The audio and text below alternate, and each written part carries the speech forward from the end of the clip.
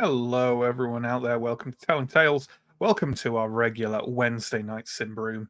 Unsurprisingly, it's when we play Symbaroum on Wednesday nights. We're currently partway through the campaign of Throne of Thorns, specifically the sort of second main arc of it, the Witch Hammer, and shit's going down. It's fair to say, it's going down. We are approaching the end slowly but surely. And before I bring on the players and we start to do things like recaps. Let's do the old stream promo stuff. If you check down below this video, you will see a number of links. There's links to YouTube, links to Twitch. You can catch us on both of those websites. All of our streams go live on Twitch and all of them end up on YouTube a few days later. Have a browse of our massive library over there. You'll also find links to our Discord, to our Patreon, to our social media. If those are the kind of things that fascinate you, then get involved with those. At the moment, we run several weekly campaigns. Mondays is Vason, although it's off next Monday, I believe. Wednesdays is Symbaroum, and Thursdays is alternating between Wicked Ones and a returning series in The Big Wet. We also run one-shots about once a month, although we've been a little bit lax over the last few weeks with that. The next one to arrive should be on Sunday, the 12th of November, where we will be playing, he said, looking behind him and maybe being able to sort of wave it at the screen. Oh my god, it's the hardest thing to pick up that's ever been invented. We're playing Grok. Yes, look at it. It's weird. It's like a indie TTRPG, a sort of weird fantasy, sci-fi mix-up thing, rules light. It'll be fun. It'll be fun. We're playing that, as I said, on Sunday, the 12th of November. And I know Johnny's looking to reschedule his Space Thulu one shot for the beginning of December. So keep your eyes peeled for that one. Okay, that's all the promo stuff. So with that in mind, let's bring on our first player of the evening. It's Stephen. Look at him, all sitting there, all Stephen-like. All Stephenish. All Stephenish. Stephen plays Alindra, former Templar novice turned adventurer with a big sword that may or may not be intelligent and malevolent. But we'll come to that later, I'm sure. Stephen, why don't you tell us Witch Hammer? What's it all about, eh? Which we don't even know. We don't even know Witch Hammer yet. No. So, like, I was thinking about how to summarize, and I thought you kind of have to go back to the war in Alberator between the people there and the Dark Lords, which is the first of many conflicts that we've seen. You know, that was followed by the people from Alberator coming to Ambria and having a big fight with the barbarians there, and also running into, well, I think forming and then falling foul of, perhaps more recently, something called the Iron Pact, which is a sort of alliance between the Ambrians and the people of the forest that the Ambrians have mostly forgotten about, but it was supposed to be about how all the Ambrians are supposed to stay out of the forest. And we've got some people in the party that have joined the Iron Pact, but other people in the party that are not so happy about that because they hate elves, and the Iron Pact are mostly elves. So there's that. There's the conflict between Prios and the other gods in what we now call the Temple of Many. There are a bunch of gods, but lots of people would have you believe that there is only really one, and the others are heresy. Speaking of which, there's the schism in the church itself, which is a kind of a multifaceted thing between the more conservative traditional elements of the church and more progressive teachings of the likes of Father Sarvola. There's definitely a rift between them and the Templars, who have now declared that Prios was killed by the Dark Lords and are out for vengeance and have called themselves the Knights of Dead Prios. There are the Black Cloaks also mixed up in that in ways that are not yet clear. Then you've got the fight between the Ambrian forces under the Queen and her rangers versus the barbarians of Davakar, more recently ruled by Tharaban, who has his own problems, of course. You know, he's been attacked and tried to kill by the people that have the crown and thorns tattoo, who have raised something called the Banner of the Blood Daughter for reasons that are so far unclear. There's the ancient battle between the people of Yepheron and the people of Karvosti, which we're learning all about at the moment in our history. There's the conflict between the party and endangered wildlife such as the Garug. And with all of that as a backdrop, some nice lady called Elmendra has set up a lovely Easter egg hunt to distract us all. And we're all having a nice time. Absolutely. Shorter intros, it's fair to say. Sure, yeah. Also ones that have covered the story. I just didn't feel like it this week. Fair enough. Sorry. Yeah. Cliff notes. We're trying to get under a mystical plateau called Karvosti, and we may have found all the clues to do so. That's all anyone really needs to know at this stage, I think. I'll talk a bit more about the last session at the end of all this stuff, but yeah, as Stephen has quite rightly pointed out, there's a lot going on. I'll do it properly next time, Matt. No, it's no. I like it. It's weird. I thought it'd be interesting to just to bring some more of the background into focus, because this is the setting against which we are hunting for treasure. So. Desperately trying to stay alive. Oh yeah, hunting for treasure. You're right. Yeah. Desperately trying to stay alive as a secondary, because I feel like if it was your primary, then you wouldn't be hunting for treasure. Yeah, that's fair. Yeah. So there we go. All right, let's bring on our next player tonight. It's going to be Chris. Hello, Chris.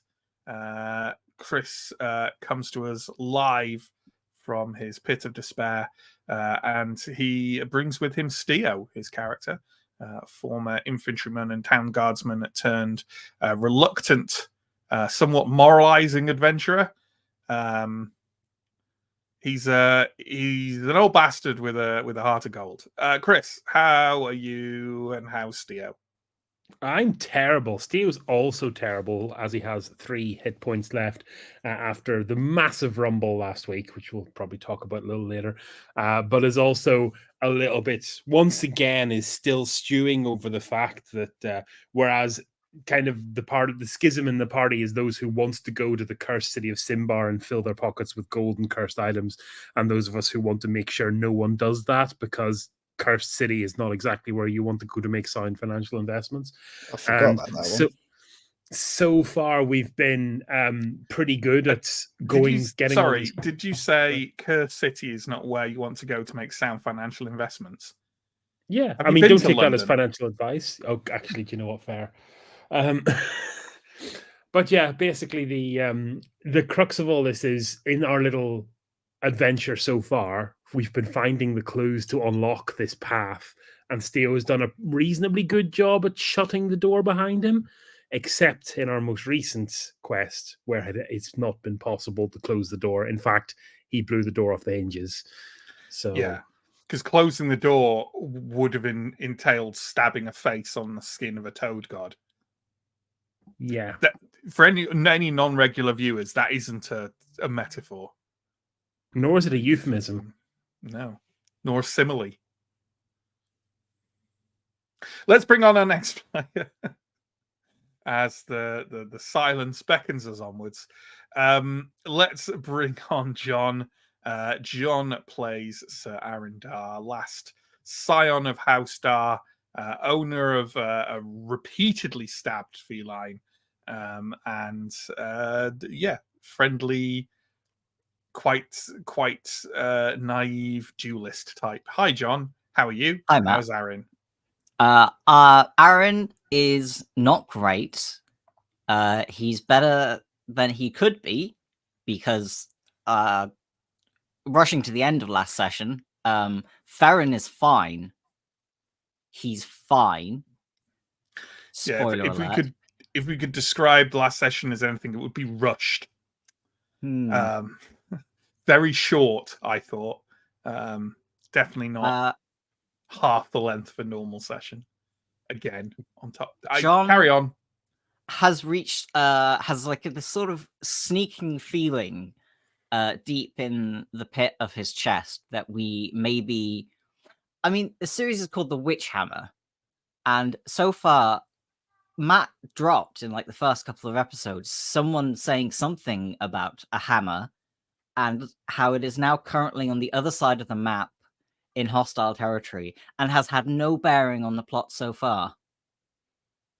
And I don't know whether we're coming up for a swerve where this has nothing to do with hammers whatsoever, or if the witch hammer is a metaphor, or if we're about to get hammered in the face as soon as we walk onto Carvosti. Who knows? Thing is, Well, let me tell you. Oh. No, you go first. I was just going to say, like, before we did the Witch Hammer, we did the Wrath of the Warden, and I'm still not entirely sure whether or not we met the Warden. Or if we were the Warden? Or how wrathful they were, so it's Um, that might be a metaphor.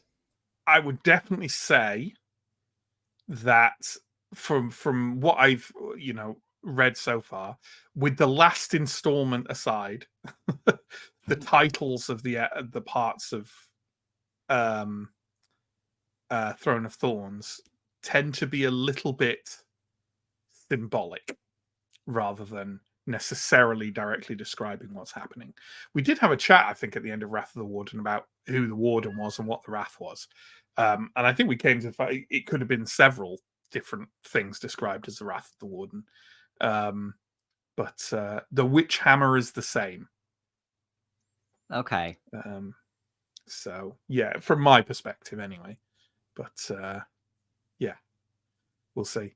But you're not the first group from my reading on Reddit and such like to go, why is it called the Witch Hammer? So, bear that in mind.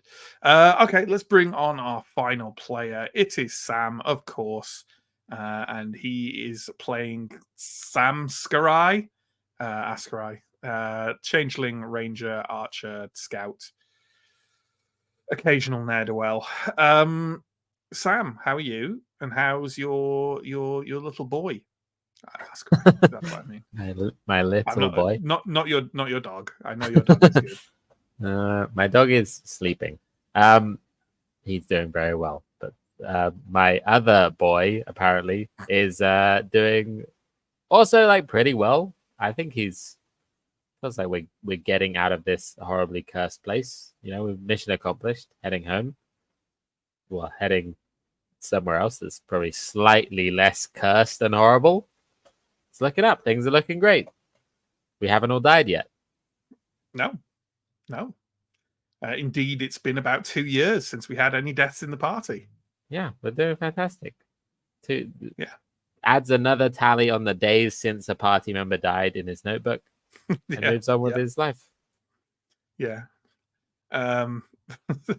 I like the idea that you might have that, and the idea that it is like that it's brought up now is like a reminder to the audience that death happens, just ahead of. It just sounds like foreshadowing. That's all I'm saying. Oh god. So there we go. All right, folks, let's talk a little bit about what happened last week. What happened last week was basically a massive combat.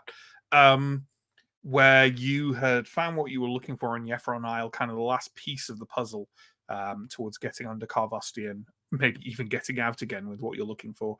And on leaving the sort of subterranean part of Yefron Isle, you were ambushed by the ogre, mercenary, cleaver, and a band of fortune hunters. An individual you'd encountered at least once before. You fought a very long and bloody fight against Cleaver and his forces, but in the end managed to cut the ogre down alongside quite a few of his fortune hunters. And we basically, that was the entire session, essentially. And we left on the not so cliffhanger of the person who'd taken the most punishment, Farron the cat, was being healed via herbal cure. So is not needing to roll any further death rolls or anything. Yeah, that's about it really. We're happy to just pick up where we left off. Yeah, if we're in the immediate aftermath of last week, I believe we left it that the remaining mercenaries that were with Cleaver were running towards their boat.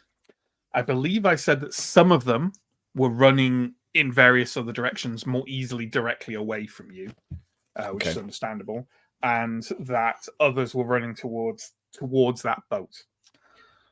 Let's. I'm currently sort of pinned under an ogre, but like as a You general are. like reminder of the scene, Yeah. like that might be something that people might want to think about.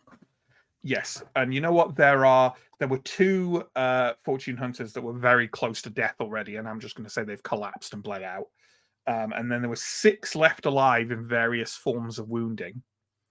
And I'm going to say a third of them go one direction, a third of them go other direction, and the 2 remaining kind of run for the boat, probably foolishly, that's pulled up on the shore. And I will just roll out of these to see who they are. And it is, if I can do that, there is a goblin with a spear, and a changeling also with a spear who's quite badly wounded. And they have dashed for the boat and are sort of attempting to heave it into the waters of the lake.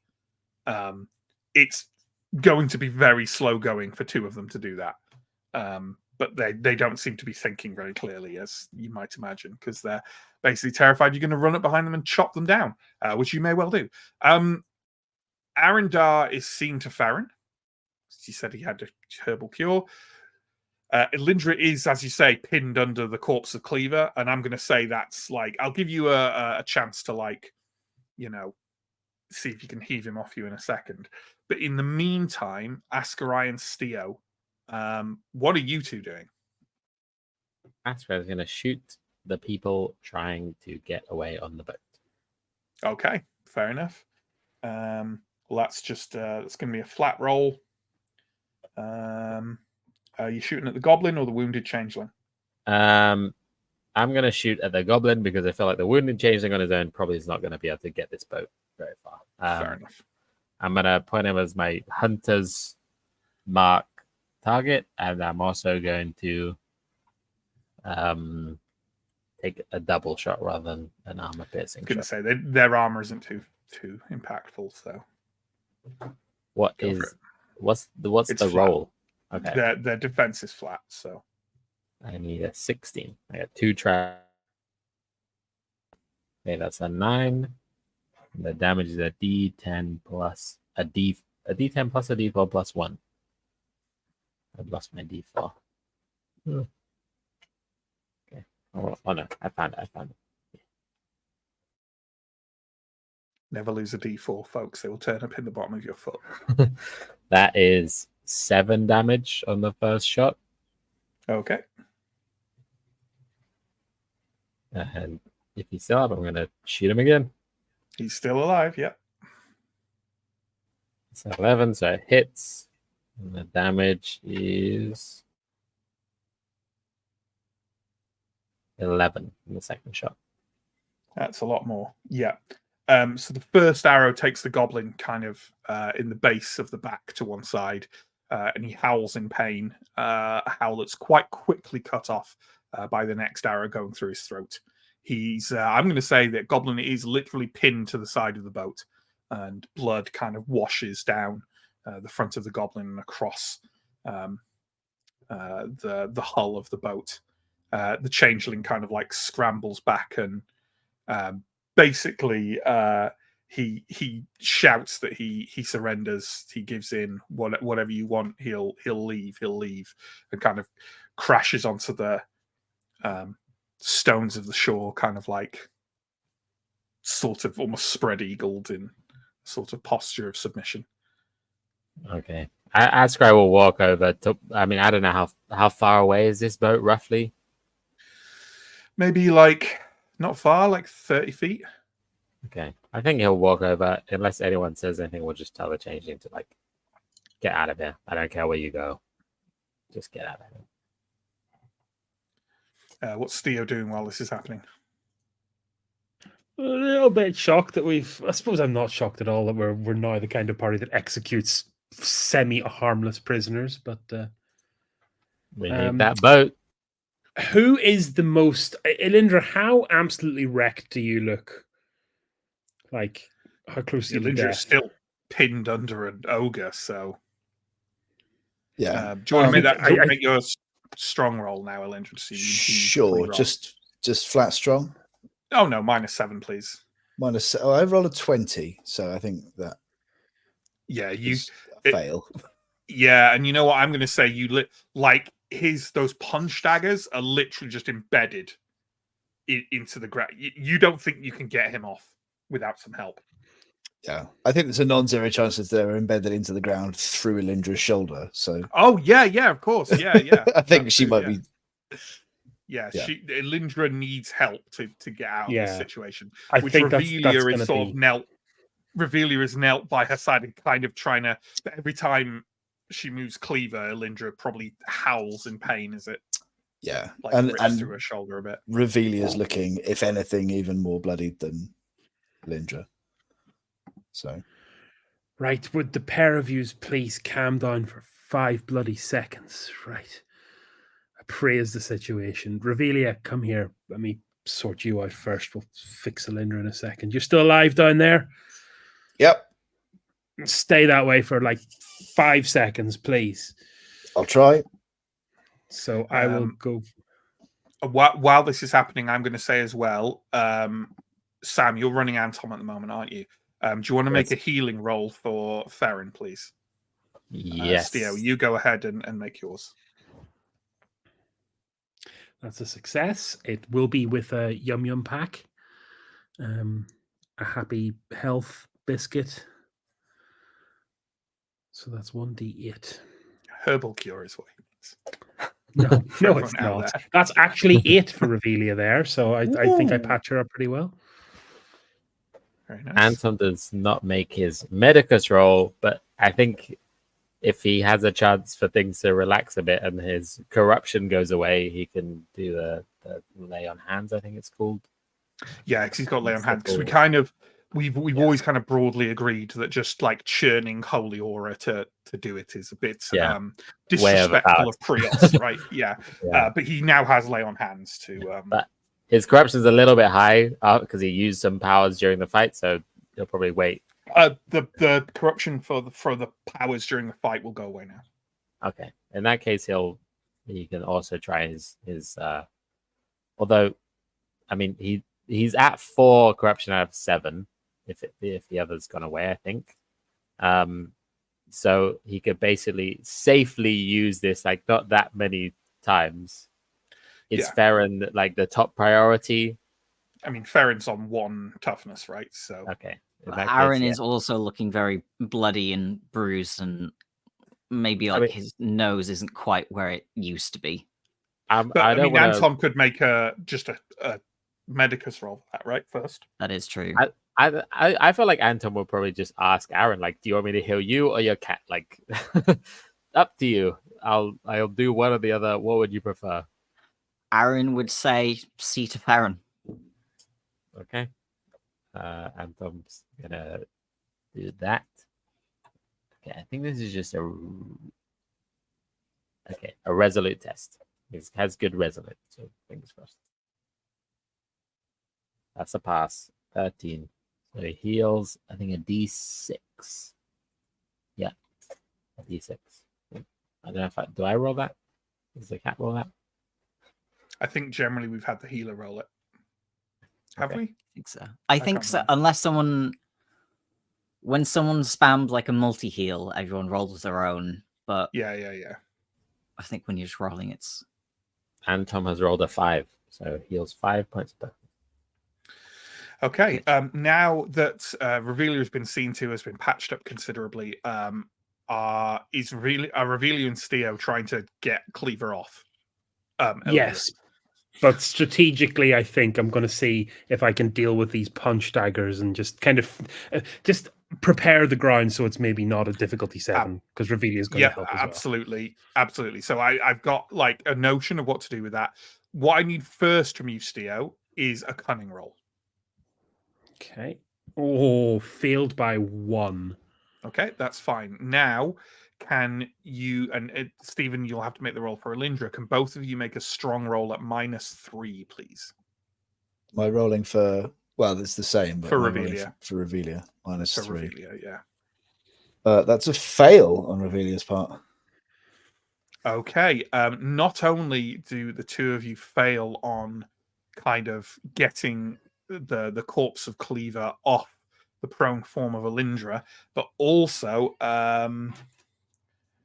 Elindra, you feel a sharp tearing sensation in your shoulder where the punch dagger has gone through it, and kind of renewed blood seeping through your clothing in that area. Can you take another 1 toughness, please? Yeah. Ow! Whatever you did, don't do that again. Elindra, you can go ahead and make another strong -7 roll if you want to try and Let's try. with the motion they've made, you know. My dice hate me tonight. That's a fail. Okay, yeah. This is actually a significant problem. Would appear so. I mean, the application of more people would help. You know, Cleaver's huge. Like, you could easily get 4 people trying to lift him off Elindra's prone form. Scry and Tom. Oh yeah, well, Degesto and Malamai are already kind of coming over, and like Degesto is sort of slapping his thighs and like dropping down into a kind of like almost like an old weightlifting pose to try and like heave one leg up. Okay, let's have the rolls again. Let's have a roll from Revelia, from Malamai, from Steo, and I'll roll for Degesto. And it's going to be at strong at -2. And hopefully someone will make that roll. Revelia failed again.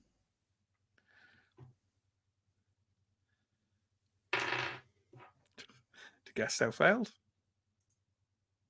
Oh, Is that a fail from God. everyone? So Malamai and Stia all failed. Cleaver's Okay. going nowhere.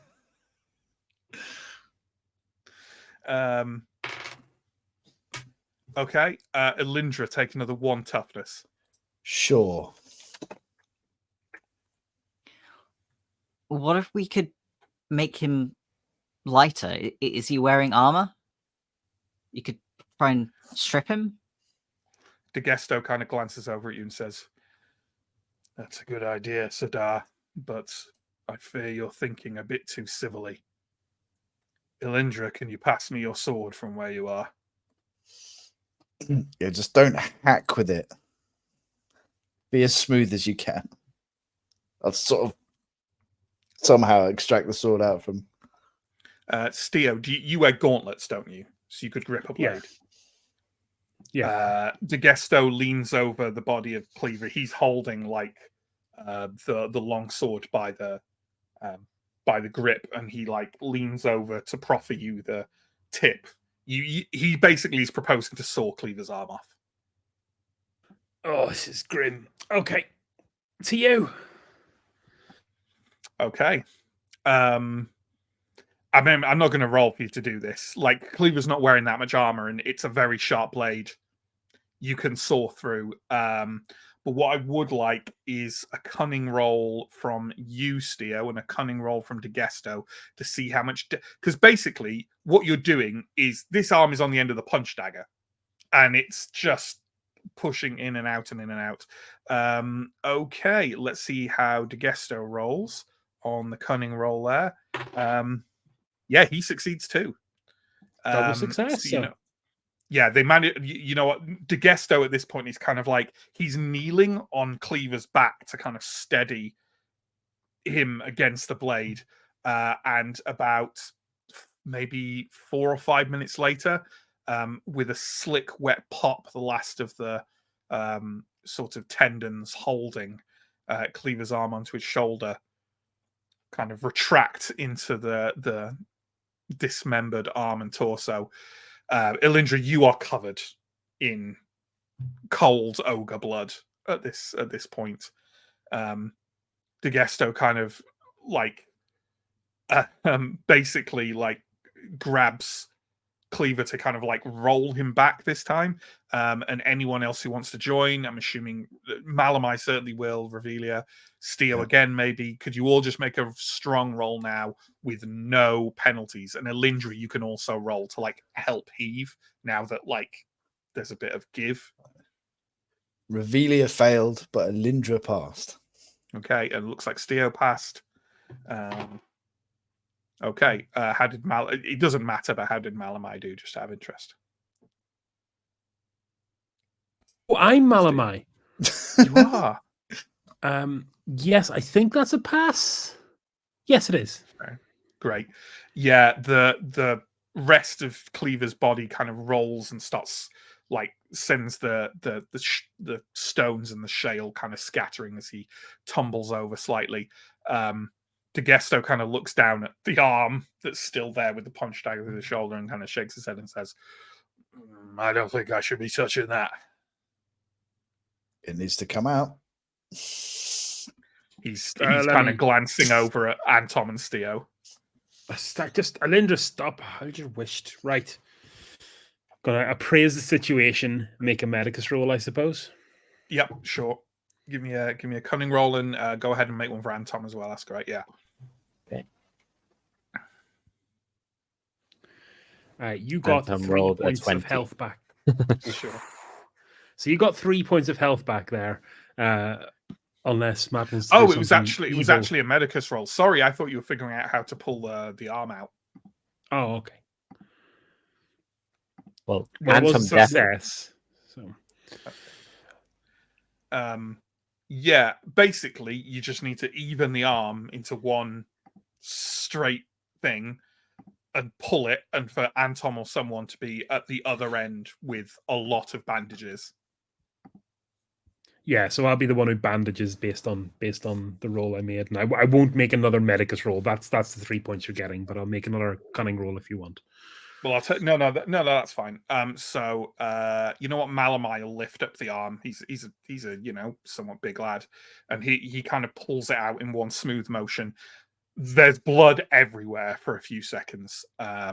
It hurts a lot, Elindra, and yeah, but you manage to kind of swaddle the wound in bandages, and yeah, take 3 toughness back, Elindra. The 3 toughness that Chris mentioned before. Yes. Okay. Yeah. But you've lost a lot of blood. Yeah. So once the kind of immediate fussing with the bandages is over, I think Elindra is gonna slowly and unsteadily get to her feet, sort of walk a few paces off to the side, and just vomit. Really, just Yeah, sure. go be a bit ill for a while. Yeah, I think that's about right. The changeling who was left on the beach has, as soon as you said that, Ascarai scrambled up and ran off towards the west. You're now all alone on this beach with an ailing cat, a wounded and sickly Elindra, and a large sloop boat, which is easily big enough for all of you. I think I compared it last time. I said it was maybe like half the size of the one in Fetters of Stone, which some of you weren't in. I know that. But do you roughly get the size of it? Like, think of it like a canal barge type size, right? Something like that. It'll be about 20 to 25 dogs taped together. Does it have like a deck and an underneath deck? Or is it like all certainly one? Seems to. Like on the deck, you can see a hatch. So you'd imagine it's a proper boat. It's not like a big it's a proper canoe. boat. It's a proper boat. No, it's a proper boat. Not a huge one, but a proper boat. Yeah. Ascarai will be unpinning the goblin from the side of it. Picture it's fit for sailing. If we're taking the cubs, we should take the cubs. We should get on this thing and go as soon as we can. I think this makes taking the cubs possible, at the very least. We've already got a couple of them bundled, and you can hear them and the others yowling inside the cave. Of the ones we bundled up, did they mostly stay put during the fight? Yep. Yeah. Okay. Yep. so everyone rolled pretty well for like one's in a net, one's in like a cloak and stuff. Yeah, I'm not gonna. Yes. You've already like bundled a couple of them. I'm not gonna make you roll to like get the others.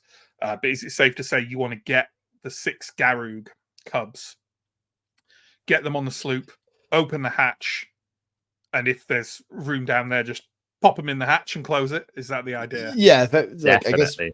very brief investigation down there to see if there's anything we might want to take out or that would stop us putting them down there. But yeah, Sure, absolutely. Well, is that what you're doing, Alindra? Seems like not a job for you right now, but like she would probably go volunteer, but she's probably not going to move that quickly. So if somebody else wants to get there first, they're more than welcome to. That's great. Seems like a no. By the boat. You might Sure. take a look inside before you... Taking a look. Yeah, absolutely. You lift up the hatch. It's not locked or bolted or anything like that. Below is a very dark, fairly dank space. This does not seem to be a particularly well-maintained craft. There's a little bit of water down there, but not a huge amount. And you'd imagine the Garug wouldn't hate the water anyway, being as the adults certainly swim.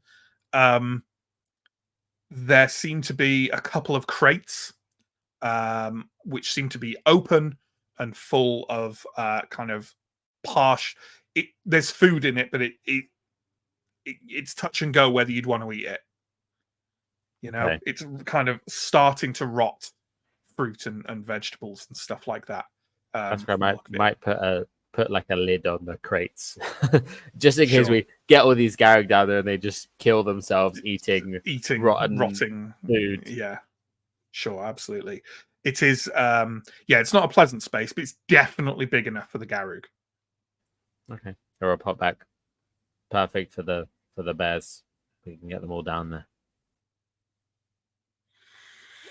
Okay. Well, I want to know how well this goes. And I think the main people to roll for it, I want a couple of cunning rolls off our Beast Law people. So I want some cunning rolls from Ascarai and Revelia, please. Sure. I think they're just flat ones as well. They're not like, it's not a usual thing to do with bear cubs, but you have got them bundled. So Yeah. Revelia is rolling real bad tonight and failed. Okay. How did Ascarai do? That's why I just made it with a 10. Okay. I think that's fine. Like Ascarai, you can kind of direct people. You maybe set it up so maybe someone is down there kind of like, getting their feet wet and popping the bears down and then unbundling them, presumably, so they don't like drown or something. Yeah. The space is definitely, it's too, you have to kind of hunch over when you're in there, but it's too high for them to like get out on their own. Okay. They'd have to like be lifted up to get out. Okay. And as soon as anyone puts them down there, they just kind of like basically get away from you and retreat to like the furthest corners of this this hold as quickly as they can, and sort of carry on yowling and sort of falling over each other. Okay, nice. Ascarai will definitely reclaim his cloak, which he's sorely missed during the fight. Yes, absolutely. Okay, are we getting out of there, closing the hatch, and trying to put this craft onto the water? While people are wrangling the bears, I was going to search through the bodies of the mercenaries. That seems like a thing that you could do. So, on the body of Cleaver, obviously there are the kind of punch daggers, although they are far too big for any of you to use, far too big for anything but an ogre to use. They don't look particularly well made. They're pretty crude. So it's up to you whether you want to take them or not. They're probably not worth that much. On Cleaver, you find a sack inside of which is a number of excavation tools. You also find 2 doses of some kind of alchemical elixir. You find 3 thala and 14 shillings. and you also find a relatively small. Well, you know what? Let me look up the description of it a second. Let's see if there's a better description of it in. No. Okay. Let's see if there's a description of it somewhere else. Indulgence, just one moment. No, never mind. Okay. Let's have one more document.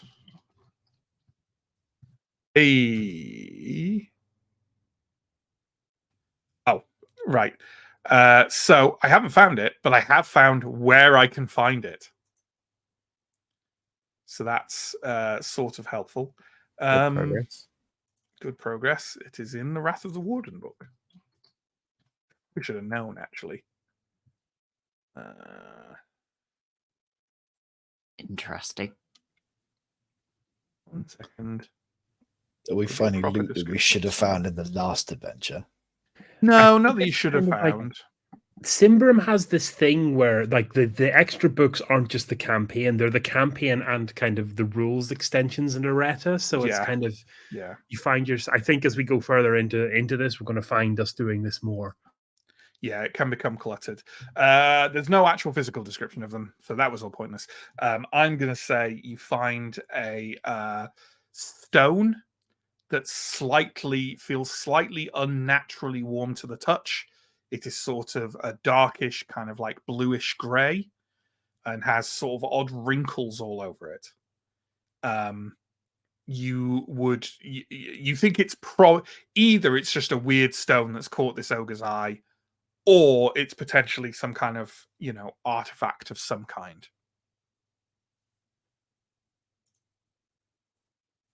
And that's what you find on Cleaver. In terms of the fortune hunters, let me see what they have as standard. You could probably gather a little bit of money off them as well, I would imagine. Where are we? Here we are. Oh, no. They've got literally just a few, Ortegs. There's nothing worth calculating. This feels like the kind of relationship of mercenaries where Cleaver is the one that holds all of the everything. Yeah, you would imagine that's a pretty good guess. Yeah. So that's all Cool. you find. I'm gonna leave the punch daggers, but take everything else. Okay. Sounds good. Are we ready to get this off the beach? Yeah, Yeah. I don't think Okay. we want to stay here any longer. No. Well, none of you are experts on the water, and I think it is worth asking for another strong roll to see if we can actually get this thing down the beach. So everyone can roll for everyone, and basically what I want to see is a total of 4 successful strong rolls off everyone. We've got 2 already, one from Alindra and Revealy, presumably. One from Steo, one from Aska. Okay, we've got what we want. Let's see how smooth it goes. Was that just one from you, Steo? Yeah. Anything from Anton? Anton passed. Asker I failed. Okay. Well, between then, Elindra, Revelia, Steo, and Anton, who kind of start the process and get the hull slipping down, kind of like the stones of the beach, with, it has to be said, a slightly worrying rattling noise. You make it into the gentle surf of the of Lake Volgoma, and then set to kind of getting everyone pulled over the side and onto the deck of the thing. It has got a tattered sail. There is absolutely no wind on the surface of the lake, and hasn't been since you entered this, whatever this sort of field or zone is that is around Yeffron Isle. It does, however, have 3 sets of oars, rather battered oars, but you're sure they'll work. Well, I'll sit myself down on one of them anyway. Yeah. Sure. I think then it would be Malamai, myself, maybe Alindra. Maybe Desto Alindra. Revelia would be our pool, but we can probably do without two of these. One of the pairs can be left. I think Alindra would probably step up to do it and be stopped by Revelia, who is looking in a slightly better way than she is. Sure. And I think I remember I made people roll for like keeping in time with the Zarek rowers, and I think like I'm not going to make you roll to like row out away from the shoreline. Like, I think, having been on a boat and seeing roughly how oars move, it's about your speed and your precision might not be there, but you can make the thing move, right? And I think Malamai has probably rowed a boat, and perhaps at least one of you did well, right, at the rowing. I can't remember. Yeah, Lindra was pretty good. Okay. She was a lot less injured then, but I'll kind of indicate that Askar should go up and man the tiller as the one with the best eyes, and kind of go get us back to the Zarek boats. They'll know the best way out of here. Okay. That's where we'll do as he's told. And I will call out a rhythm for the rowing, but it will basically just be a stream of kind of slightly rhythmic profanity. Sure. Aaron will stand by, ready to take over any duties as required. But first, we'll ask Father Anton to help him. Should this still be bleeding? Yeah. That should never be. No part of you should be bleeding, Aaron. That's not how bleeding works. How do you even have that part? That's a part from someone else that's stuck in you. Yeah. Is it going to be a lay on hands or a medicus roll from? Yeah, I think a lay on hands probably. Yeah, it's worth noting actually that as the sloop puts out away from the shore, and and Askray kind of uses the tiller to steer you around towards like the southwest, back towards the coastline where you came on, you can feel the bleak influence of Yeffron Isle kind of slipping away from inside of you. Like the air smells just a bit more lively, the sounds kind of stop being quite so dull, and all of you can remove the temporary corruption you gained on Yeffron Isle. Okay.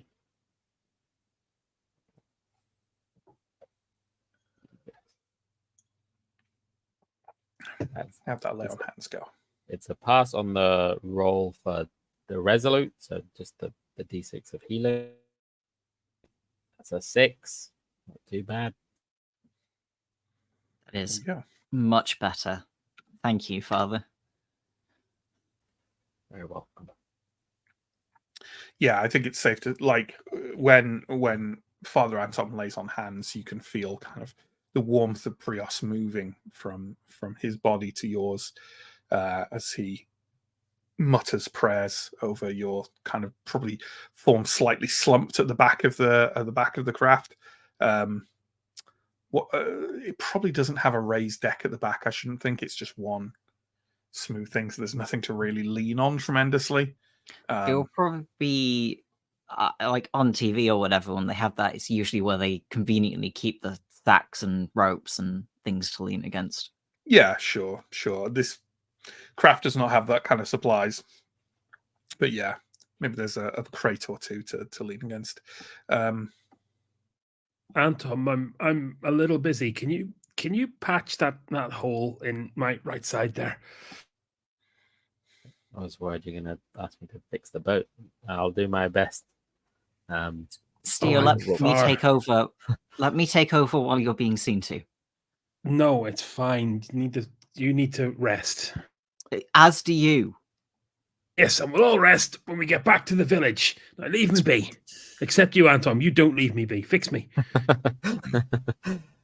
I'm going to try another lay on hands. It's corruption to So spare. Steele's kind of going to proffer a herbal cure. And go, we don't need Price's intervention for this. Just patch it up.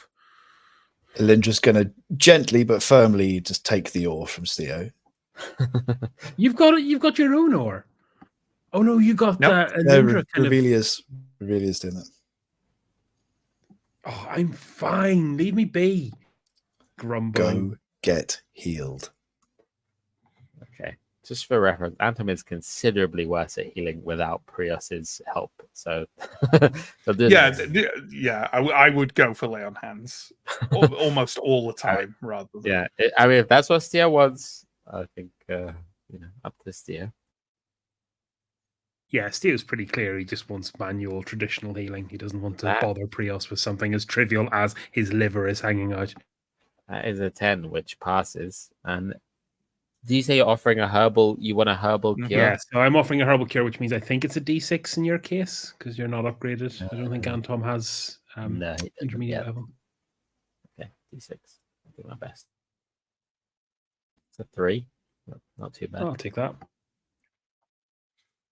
Okay. As you are steering the craft round the southern coast of Yefron, which doesn't take too long at all, you can see in the near distance, just off the shoreline of that west coast, a few sort of vague shapes that may or may not be the Zarek in their canoes. I'm assuming we're making for that. Yeah. Anton, call out to them. Tell them we're friends. Anton shrugs and stands up and calls out in Zarek. And a few moments later, there is a call that kind of comes back over the still surface of Volgoma. And Anton turns and nods in the sort of slightly growing twilight now, as the day is getting older, and says, I think that's them. If it's not, they're doing a very good impression. Okay, within moments, you kind of they pull, basically kind of like paddle up alongside you and call up, and there's a back and forth between them and Father Anton. Anton nods and he says, they're surprised to see us. They thought they'd be leaving and coming back every day, and then, well, they didn't expect to see us again. We're glad that they waited. Are we going back to the village overnight, or do we want to get the bearings of some Bayaga settlement? Let's get a night's rest, for goodness sake. Yeah.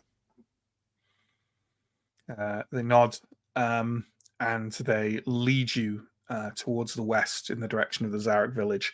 After when you're around 200 meters away from the shores of Yefron, all of you feel something wash over you, some kind of odd buzzing sensation before the sounds of the lake, the smells of the lake, a clear view of the dimming sun kind of almost pop in, like it's like your ears popping and everything rushes back in. Any of you who look behind you can no longer see the shores of Yefron Isle.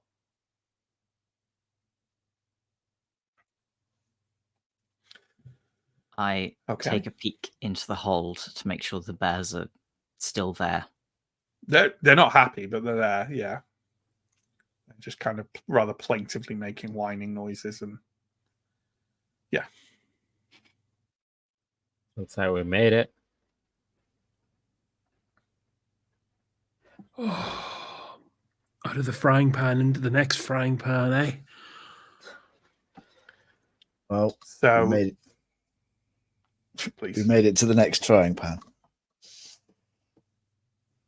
By all accounts, this seemed like the part that most people told us was the most dangerous. So, I mean, I guess whatever's under Carvosti is under Carvosti, but I think we've done well. Sure, the tunnel's full of witches and monsters and traps and who knows what. It's possible Yefra Isle was just the most dangerous thing people thought we were going to encounter. Maybe we wouldn't make it back before the next most dangerous thing.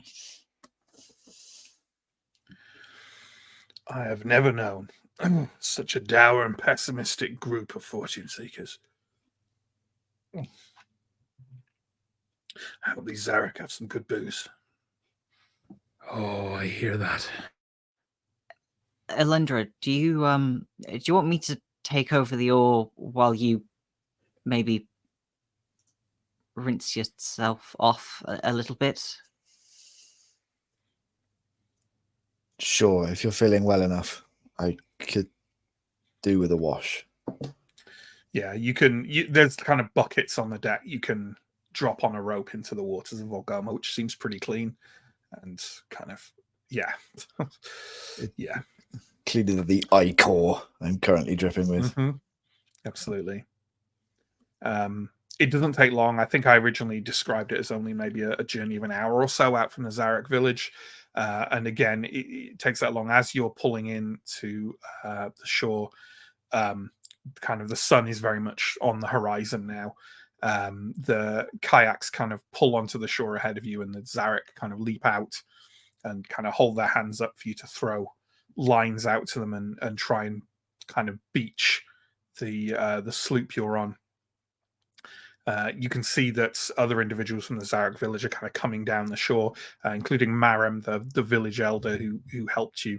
The kind of older and very white haired, but also spry looking man. The Zarek seem very pleased to see you, and a few of them are kind of like calling out to you in quite happy tones in words you broadly do not understand, but they certainly seem to be sort of pleased to see you. Although when you arrive, when you kind of get off, you do notice that Maram's party kind of like stops sort of about 10 feet away from you, and kind of they kind of like peer at you a little bit before they step in to sort of greet you more closely. They definitely take a good 10 seconds or so to kind of look you up and down. Yeah, I think we've been through this rigmarole before on the way up to Carvosti, so won't be overly offended by that. But I will kind of nudge Anton and go, tell them about the bears before someone gets hurt. Anton says, "Oh, yes, yes," and speaks to Maram. Maram kind of like, after a few exchanges, sort of widens his eyes with surprise. He asks Anton a few questions, and then the pair of them kind of scramble up the side of the sloop and up to the hatch, where they kind of peer down. Maram sort of shakes his head in sort of amazement. They share a few words, and Anton kind of comes back over while Maram is still kind of watching the bear cubs down in the hold. Anton says, "Well, he thinks the Biaga will take them.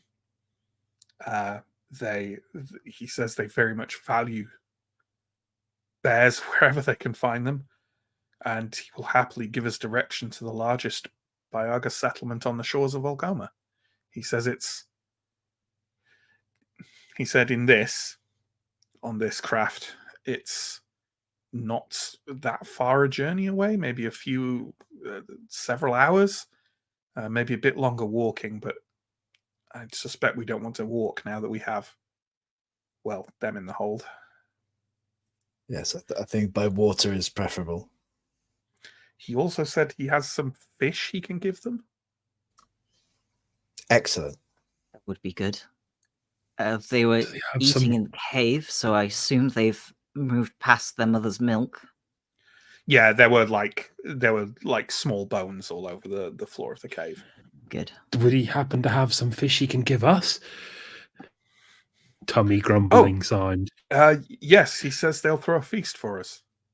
A feast? Oh, that'll do. Maybe our luck's starting to turn.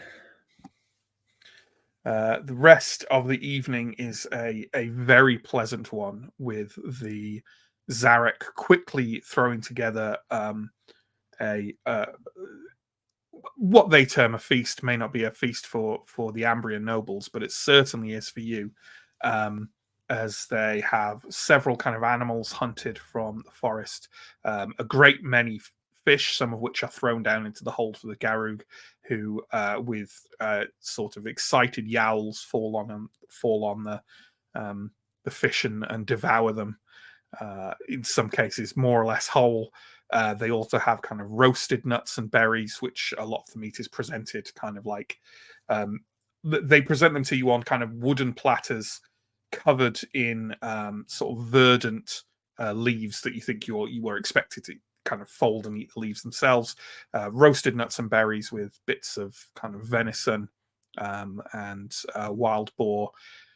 Generally speaking, very pleasant. They also serve up some kind of mead, which Digesto pronounces to be more than satisfactory. So satisfactory that a couple of hours into the evening, he is heard singing somewhat bawdy Ambrian army songs. And is, in fact, trying to teach them to some bewildered Zarek. Bewildered but enthusiastic Zarek. Nice. Kind of glad we didn't kill him in his sleep now. He's growing on me. In the unlikely event that we survive wherever this path is going to take us, I think this might be where I want to retire. I think I like this more than any place I've ever seen. Well, on the kind of maybe a hushed tone, if Digesto is elsewhere, the option from the High Chieftain stands. We can sell him the information we have if he's still there and flee. We couldn't go back to Ambria. I don't know if we can go back to Ambria. I don't know how any of this is going to play out. I'm just saying that it's nice here.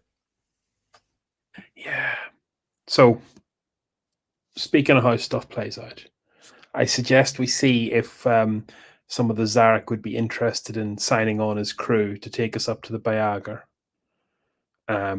We sell the bears to the Bayager for supplies and maybe a favor owed, and help get the Zarek take us to the shore of Karvosti, where I think we need to get to that spiraled rock. Yeah, we could offer the Zarek. Well, I mean, presumably you need to get back to Karvosti first. That's a very good point, actually. I think the one thing we can't do is go back to any of the Ambrian settlements. Like, we can't go back to whatever the town with the place Chikar. was.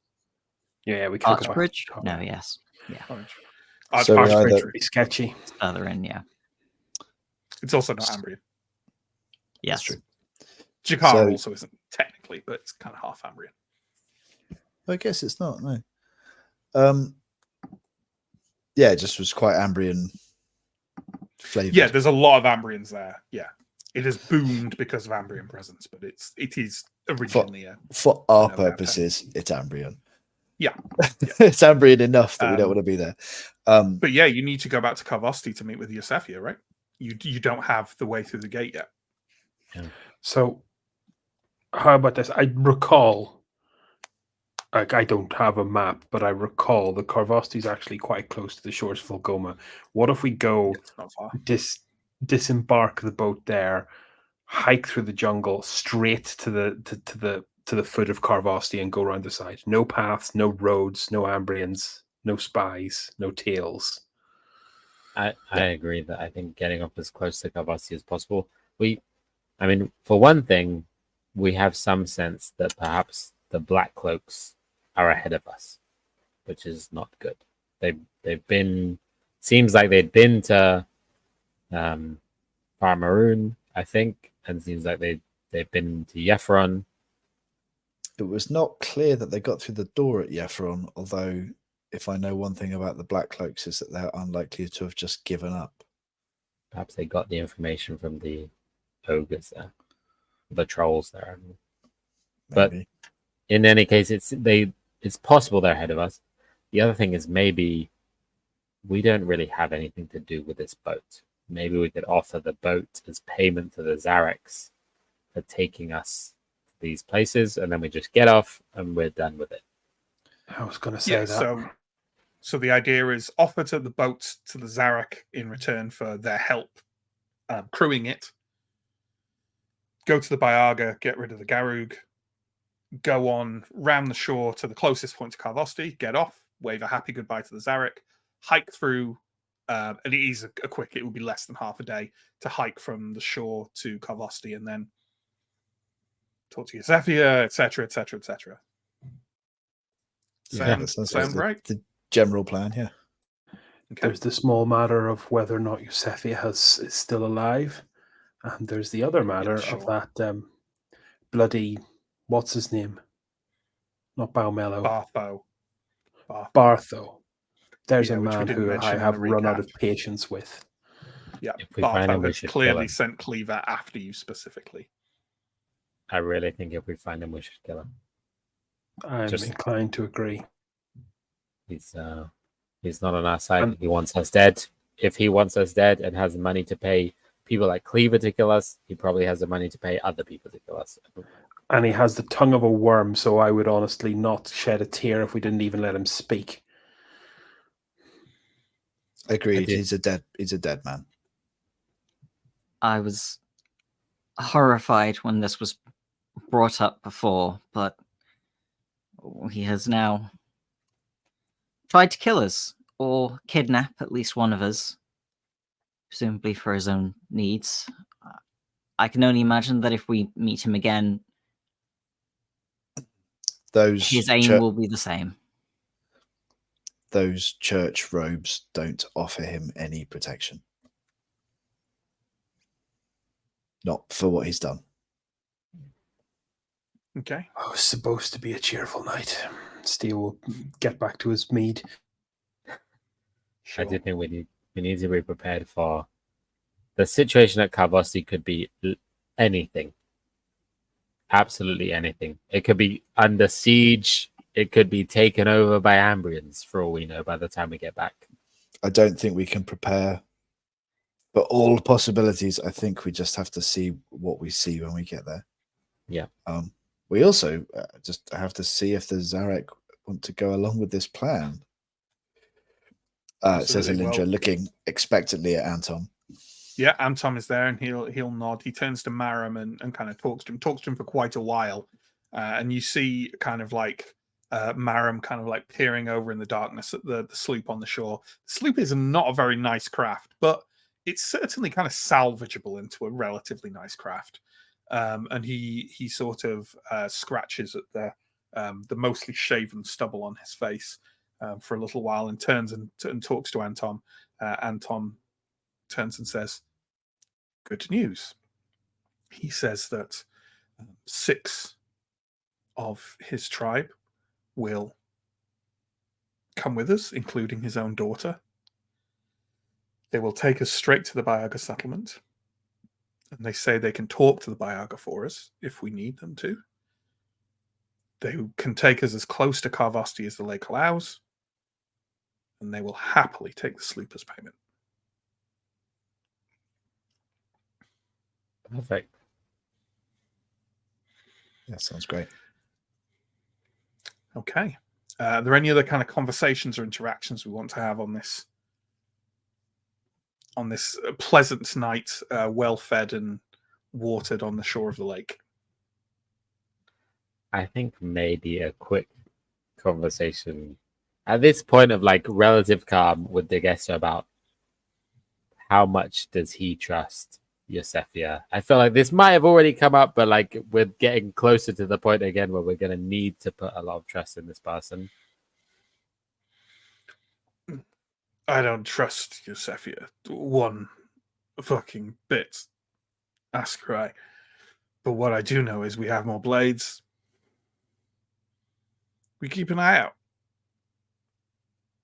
Do you think she It'll really be fine. has? Do you think she really has the information she claims to have?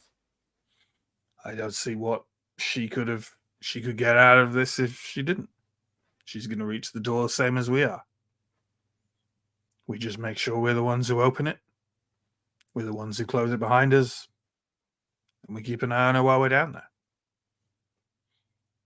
Do you know her as Is she a capable fighter? Is she someone to worry about? She's a capable thief. I know that. I've heard that about her. I don't know. Look, she got off Yepheron herself. She can't be useless. Right? Okay. I think I'm going to just repeating on me. I'm going to try and get a quick aside with Aaron. Not like a super secret one, just kind of a normal secret one. Go ahead. Aaron, I've had a thought. Remember the mushroom that takes us to the hall where no tear is shed in vain? Yes. Do you reckon we could maybe Go on. purchase another one? Well, I think the alchemist we spoke to in Thistlehold said they were onto many thala. We But- are in the forest now, so maybe it might be worth seeing if Anton can have a chat, and maybe I just think it might be a good last line of escape. It's worth seeing. Have you heard anything from any of our friends? Nothing. I hope we're doing the right thing, because no one's bloody telling me anything. Just like being in the army again.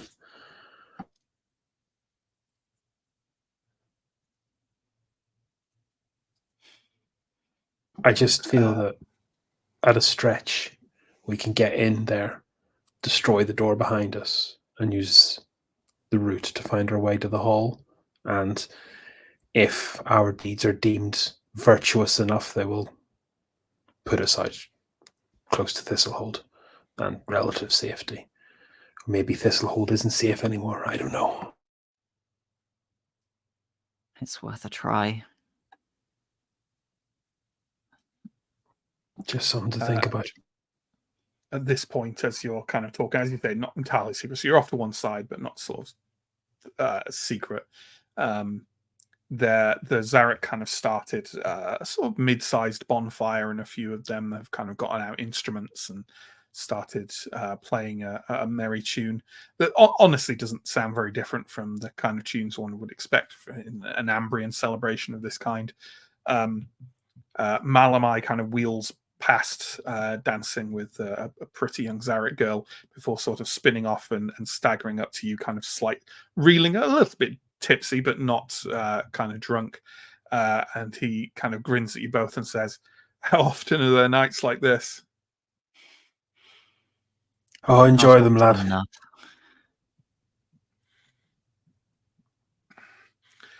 I will. And he turns and carries on dancing with a group of Zarek youths.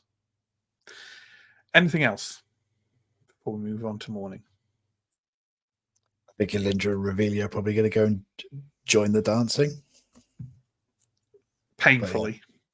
Yes, yeah. With occasional just like, whew, stop, hang on. Yeah. Fair enough. With a little bit of exchanging coins, I will dish out 6 shillings to everyone in the party. Fair enough. Is that everyone, as in we count the NPCs in that as well? Yeah. I counted. But not Farron, I would assume. No, not Farron. But there are 2 shillings left over. So maybe they're spiritually Farrons. I don't know. I don't know what to do with 2 shillings left over. Is that how Aaron is justifying him purloining 2 extra shillings?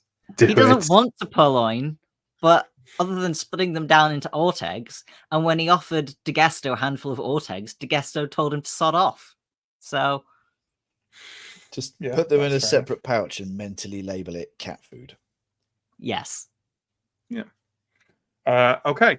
The night passes with warmth and good food and companionship, and you wake in the morning, some of you blearier than others, to the sound of several of the Zarek kind of basically going over the sloop and kind of washing it down, repairing it.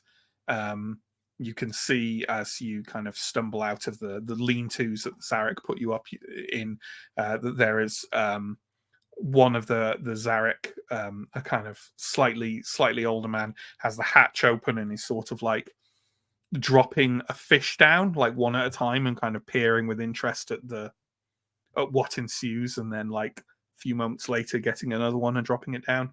They're kind of smaller fish, they're like, I know very little about fish. Like, kind of perch-sized? Why have I thought of perch? I don't know. You know, like... That's a thing you store birds on. Sardines, maybe It's also a sardines. type of fish. It's like Perch is a fish. Yeah. I'll not have this. Perch is a fish. Perch is a fish, Yes. but I think perch are quite big. I thought Yeah, maybe maybe not. they are quite big.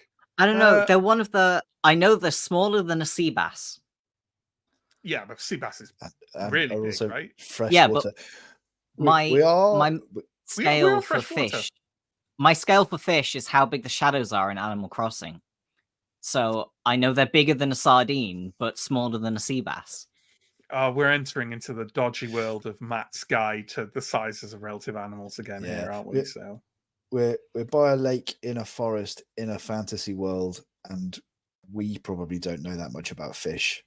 no, I think we can probably just say they're small fish. yeah, they're about the size of a small fish. Yeah. About the size of two tiny fish stuck together. yeah, or the size of a big fish chopped in half. Anyway, that is what is happening. The Zarek have also bundled, they've laid out on the beach on like a blanket.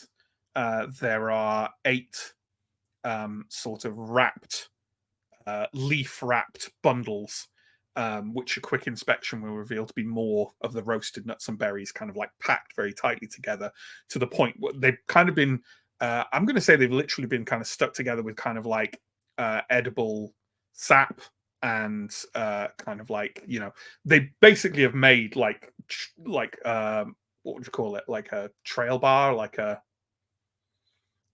cereal bar sort of thing, but not with cereal. You know what I mean? Yeah. Which is quite a big chunky thing. It's easily enough for a couple of days of like munching on to keep you going, apart from sitting down and actually having a meal. For each of you, and they've also there is a 9th one, which is another leaf wrapped bundle with some fairly generous cuttings of venison in it, which is presumably for Farron. Maram stands by the blanket and speaks to Anton briefly, and then goes to each of you and offers you. I think we said that the Zarek kind of like embrace, don't they, and like touch cheek to cheek.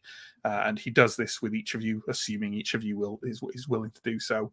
And he speaks to Anton, and Anton says he thanks us for the very generous trades we have offered to him. He assures us that his daughter and the crew will see us safely to the east shore. And he says if we wish to trade or exchange gifts again, we are welcome in his village. That's good news. So, as you kind of climb aboard the sloop, Maram's daughter greets you in very broken Ambrian, kind of sort of, on the other side of kind of pidgin Ambrian. Basically just a few words, which she's very proud of knowing. She's a very tall, kind of like powerful individual with long ash blonde hair. And she calls out to the crew, and they basically don't seem to have any interest in you helping them. Because almost as soon as you're on the sloop, they push it off the shore and just start rowing. Just before the fan fiction starts, would this happen to be the same young northern lady who Malamai was dancing with last night? That wasn't my plan, so I'm actually going to say no. Oh no! She was in the group dancing, but not the one specifically dancing with Malamai. No. Heartbroken. Everyone seems really disappointed and deflated by that. So No, I'm changing my mind. I'm changing my mind. Yes. Are we? Yes, and you know what? Malamai's the only person she seems interested in helping the Zarek crew. Yes.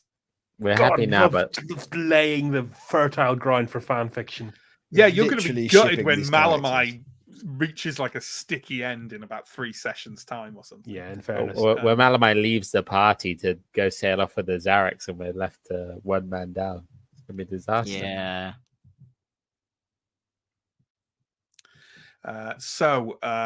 They immediately start steering the vessel up round the northern shore, maybe about kind of like 50 meters offshore, and just start following the shoreline round.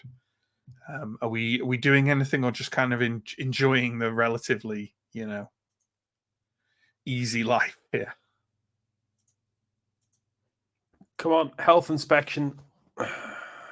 Anyone looking particularly rough? How's Alindra faring this morning? Let's see. Well, she's going to be a bit better for having had a night's sleep. I think she will just rest on the deck. Yeah, don't forget everyone can take a toughness back overnight. Don't forget that. And yeah, you've got your recovery to roll, Alindra. Go ahead. Yes, she passed the recovery roll and healed 2. She's on toughness 13. Revelia's 14. So yeah, they're not fully recovered, but doing all right. Pretty much. That's my health pool. How's Aaron Dar? Aaron is doing a lot better, but there are still purple splotches, very painful looking purple splotches where there should not be. I'm on 9 out of 15. Yeah, I think according to like how we do it, what we can have now is we can have healing from. So anyone Tom didn't heal yesterday, he can now have a go at, and vice versa with Steo as well. Because I think we have the kind of agreement that we're only allowed 1 heal per day, but also 1 heal per incidence of wounding from each individual healer. But isn't that so per day, or is it also? No. It also has, because you can't just keep healing and healing someone like a wound day after day. You can maintain it, but you can't just keep, even in modern medicine, right? If you get stabbed, the doctor doesn't come every day and do intricate things to your wound. At a certain point, it's just you just change healed. the bandage and yeah. I think rules as written is maybe just. I don't know if it's expecting you to have more than one. This isn't the rules as written. I know. I our was homebrew. Yeah. What I was saying is, I think. Never mind. I didn't put. I got healed yesterday, I think, by Steo, but not by Anton. So, if Anton wants to come around, and I'm sure Anton will be happy to take a look. I think Anton can at least do 1 form of healing on everybody, because he's done either his mystical healing or his physical medicine healing on everybody, but on most people, but not Alindra and Revelia, and then also presumably can still do the other kind of healing on people. I have a couple of herbal cures if that. Oh, okay. Yeah. I have a couple of herbal cures if that's useful. Just. Yeah. I think he'd go with lay on hands first. I think probably makes sense for Anton. Sure. Okay. We'll give it a go on Alindra to start with. And who's Steo going to take a look at? Arendar? Arendar, I think, yeah. Yep, go for it. Yes. Anton did pass, but he only got a 1 on his healing amount roll. That's okay. John, you get 6. I am doing much better. Yes. Okay. Shall we say that's the... Sorry, carry on. And I'm going to do myself as well, if that's okay. Yeah. Go for it. Oh, he fails. Never mind. Difficult to get to. Yeah. Tom also fails on Askra, which will be... Askra's not too badly hurt, but a little bit. Well, a couple of healing rolls each sounds like that maybe kind of occupies the morning as the craft rolls along the northern shoreline of Volgoma. And after maybe only kind of half the day, it's kind of early afternoon by this time, when the... I should think of a name for her, really, shouldn't I? I've gone to all this trouble now. Is this not Mirim, or is it something like that? No, Marum is the elder. This is his daughter. Oh, this is the daughter. Elindra. Athenea. Athenea? Yeah, that's a good. You all shut your sexy mouths. Baramina? Beramet. Yeah. Oh my God! Would you just 1 second?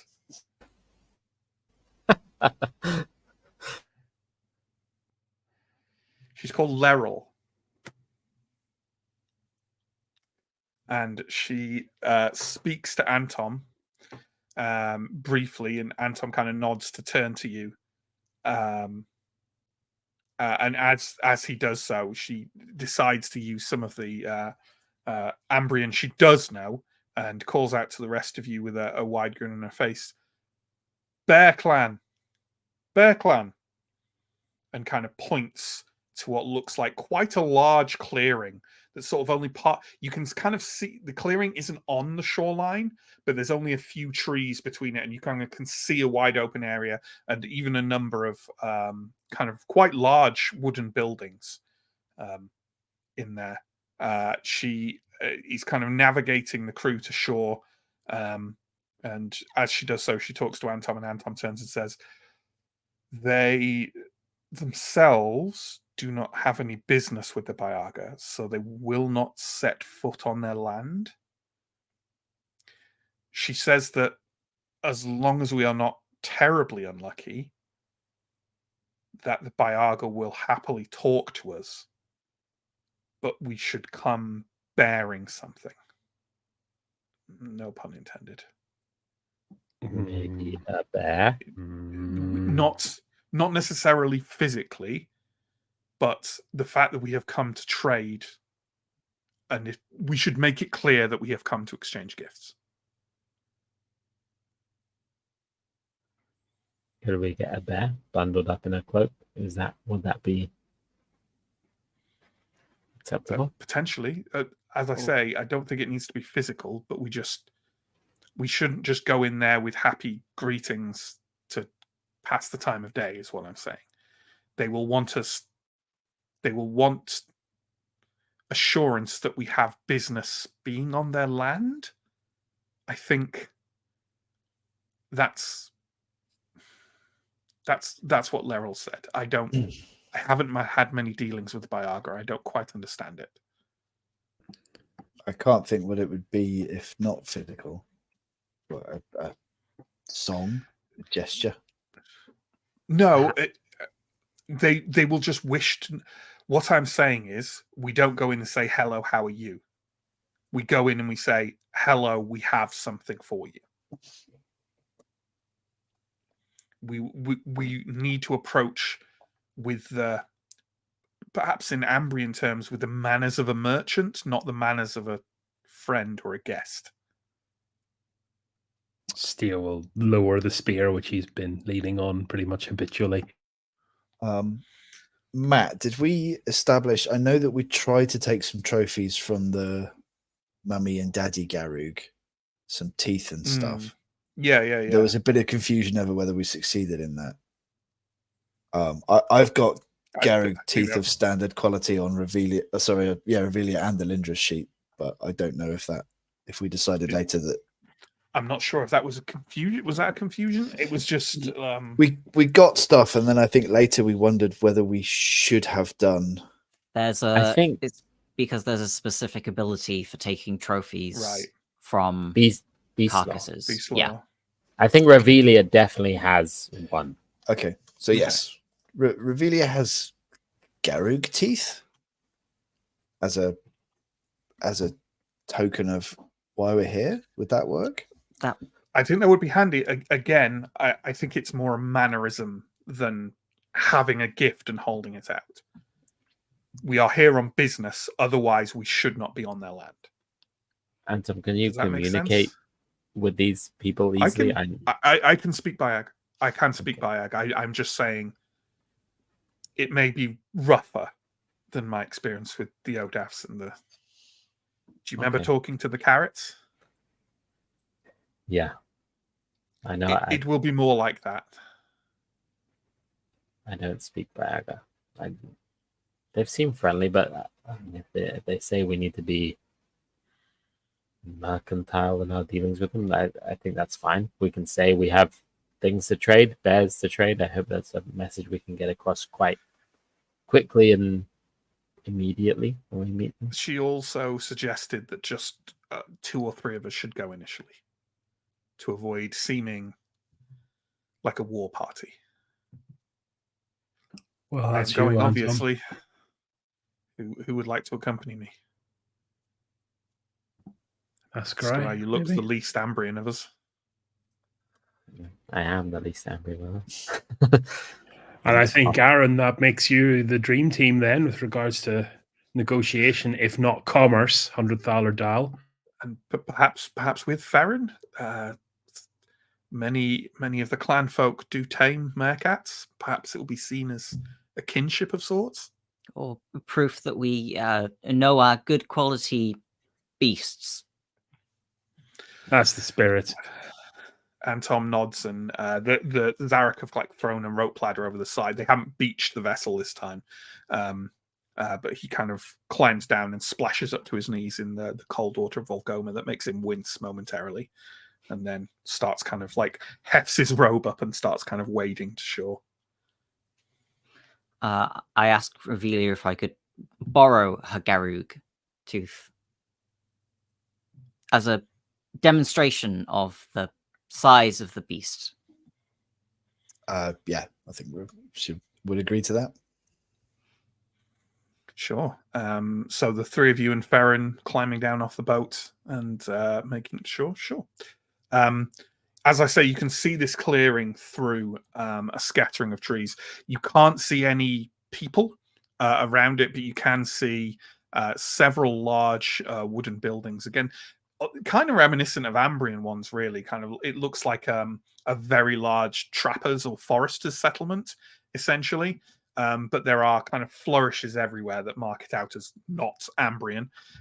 For a start, you see carvings as you start to proceed to the outskirts of it, carvings on posts that seem to be placed around the clearing, at the top of which seem to be a sort of simplified version of a wolf's head.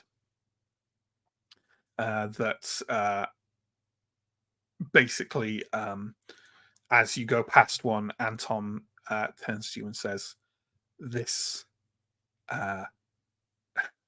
is rather intimidatingly termed the Blood Wolf.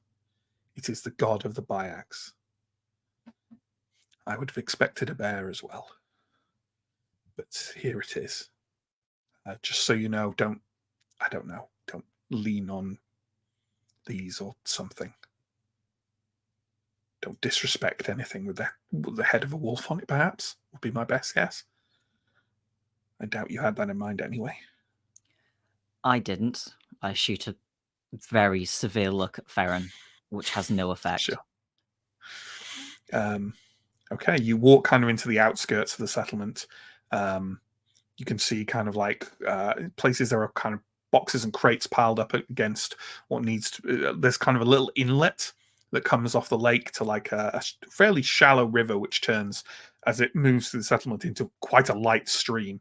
But you can see that there's like a little quay just as the inlet comes into the settlement, and there's a number of boxes there. There's all of these kind of buildings, some of which do have kind of smoke drifting lightly out of chimneys on the top of them. And as you do so, let's say, can everyone please give me a vigilant roll at -5? Everyone who's there, or everyone? Yeah, everyone who's there. That makes it. Okay. In that case, you notice the man as he starts speaking. Aaron, Darren, and Tom, not so much. There is a man dressed in. You've seen how Byags dress. They tend to have like sort of loose cotton tops with like tie up sort of almost down to the navel. They wear kind of like fur cloaks or fur kind of like lining on their arms that make them look quite, out of all the clan folk, they look the most like kind of classic fantasy barbarians. And they tend to wear like their beards long. And this is a man who's got a kind of like old steel grey beard, wrapped in plaits down to his midsection. His head is shaved completely clean, and he's kind of sat for a moment. He looks to just be kind of like sat kind of back out against some boxes on the edge of the quay.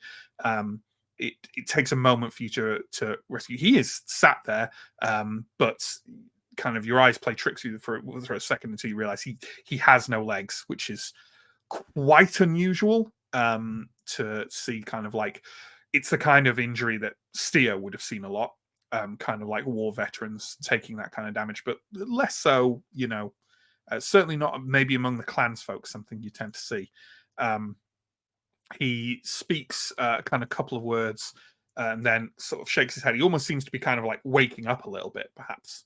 He was kind of lightly dozing there, and then says in quite a thick accent, Southerners. Ambrians, yes? 2 others. And 1 Northman. Well, I am called Ultrud. I am Arindar. This is Father Anton and Askarai. You look like you have a story to tell. We do, and we would be willing to offer it. However, we are here to trade. That is good. If you have decent gifts to exchange, Arex will not object to your presence on his land. Anton kind of steps forward very fast at this point to kind of... You've seen him do this before when he wants to be able to say something before anyone else puts their foot in anything. He steps forward and says, and we venerate the lands of Arex, the Blood Wolf. The man, Ultrod, kind of nods in some satisfaction and then thumps quite loudly on the side of the box next to him and shouts something in Bayag. At this point, a number of individuals kind of come out from buildings around the settlement, none of them with any particular kind of urgency. You see a very large, kind of somewhat corpulent individual dressed entirely in furs, who steps out from a large log-built building and steps out with a few kind of family members around him, some children running around his feet. And as soon as that door opens, kind of there's a waft of the smell of grilled meat rolling over you, even from a kind of distance of about 20 feet away. From another building, an older woman, quite a slight woman, emerges and kind of stands there with a vague kind of disapproving look on her face and her arms folded. Ultrod shouts something else out in Bayag, and Anton turns to you and says, they are deciding who will treat for Arex. They kind of seem to discuss it amongst themselves. None of them seems to be particularly pushy about it. But the woman with kind of the slight woman with grey hair sort of shrugs after a while and goes back inside her building. And the larger man puts down a kind of large cleaver-like implement he was holding, kind of reaches around the side of the door he was in and seems to maybe hook it on something, and then walks over, sort of nudges a couple of toddlers kind of back towards the building away from his feet, and sort of walks over, wiping on a sort of he's got an apron that's basically been made of scraped skin that's all down, and he wipes it and leaves trails of horrible bloody mess all the way down his front as he does so. He walks over. Ultrod looks up at him and you and says, "This is Ubero. He is he says something in Bayag, and Anton says he is a butcher and a grill master."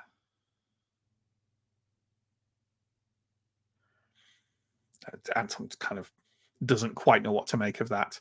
Hubero, who seems, he's definitely less immediately friendly than Ultrod. He also has a huge beard, but it's sort of like split and tied back behind his neck, presumably so it doesn't get soaked in blood and gore. And he doesn't seem particularly happy to see you, but not hostile. But you seem to have interrupted him at his work.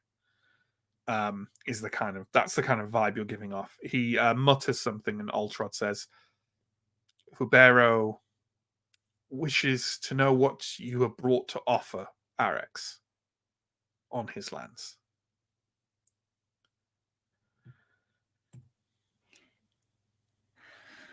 I will step forward and I will show the fang and say 6 Garug cubs, not yet old enough or big enough to fend for themselves, but we believe that the Bayaga might be the best place for them.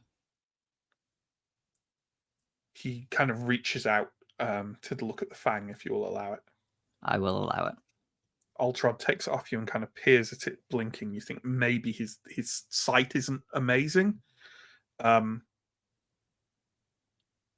He looks a little bit taken aback and looks up at Anton and mutters a few words, one of which is a kind of slightly rough version of the word Garug.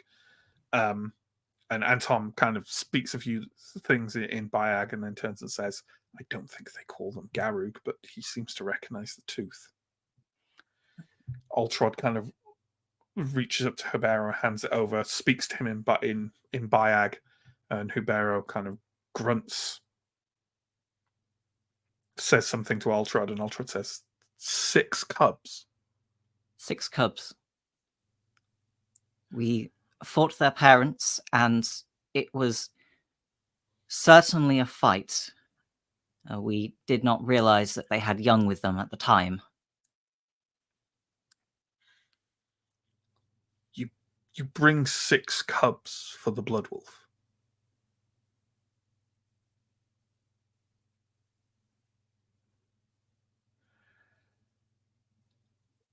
What do you ask in return? We are, well, most of us Ambrian. We do not know what 6 cubs would be worth to the Blood Wolf. All He says something to Hubero, who starts roaring with laughter. $100 star strikes again.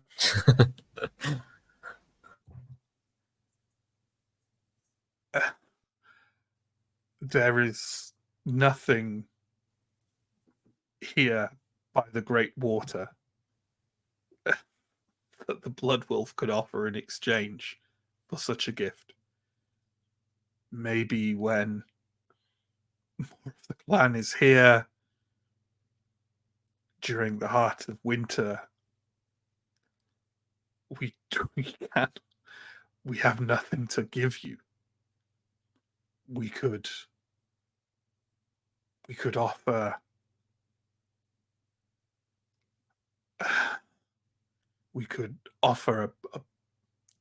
a promise.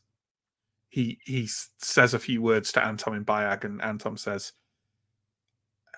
he's offering us, there's not really an Ambrian word for it, it is a pact that would have to be sealed with some blood. It is a mark of debt between the Bayaga and ourselves. It is usually used between them and other clans at diplomatic meetings. I think these cubs are worth a tremendous amount to them. And what he's saying is, there's nothing here that can pay for this. But if we were willing, we could be offered tokens so that at a later point, the Bayaga could pay us back.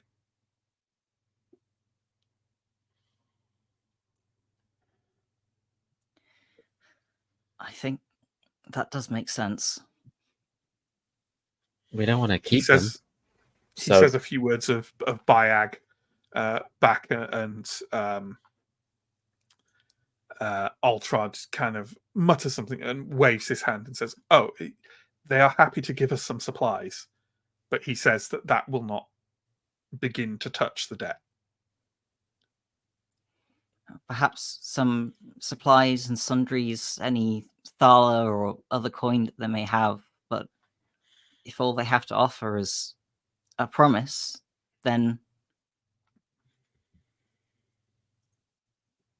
that is more than we had before we arrived. Anton translates it back, and Altrod and Hibero kind of share a few words and nod. Hibero kind of shakes his head.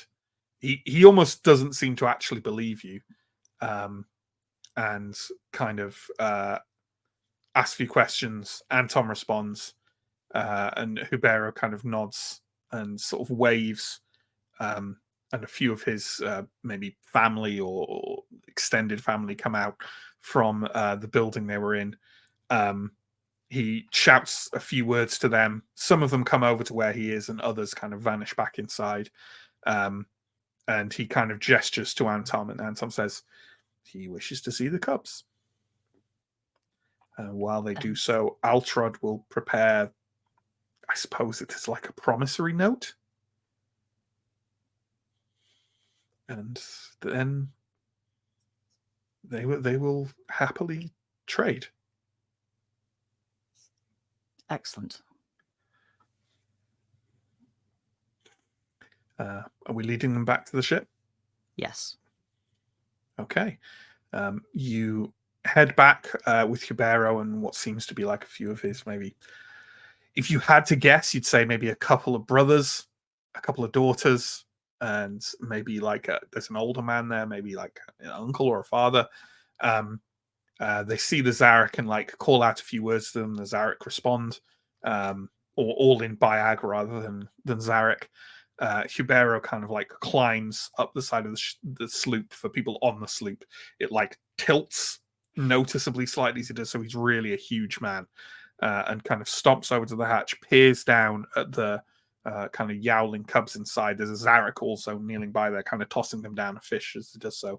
Hibero looks up at him and kind of looks down again and gives another bellowing laugh, and nods and kind of waves his family over, who just start climbing down and lifting up the cubs one by one. You notice that they do not need to kind of like, they don't swaddle them or kind of like restrain them in any way. They literally just grip very tightly onto them. And at first the bears start kind of like gnawing slightly, and you can see they are hurting them. There's like flesh being cut, blood is being shed. But before long, they have them kind of like, they just start to acclimate, and just by the end of it, by the time they've kind of climbed down into the water and walking off, a couple of the bears' cubs even seem to have fallen asleep.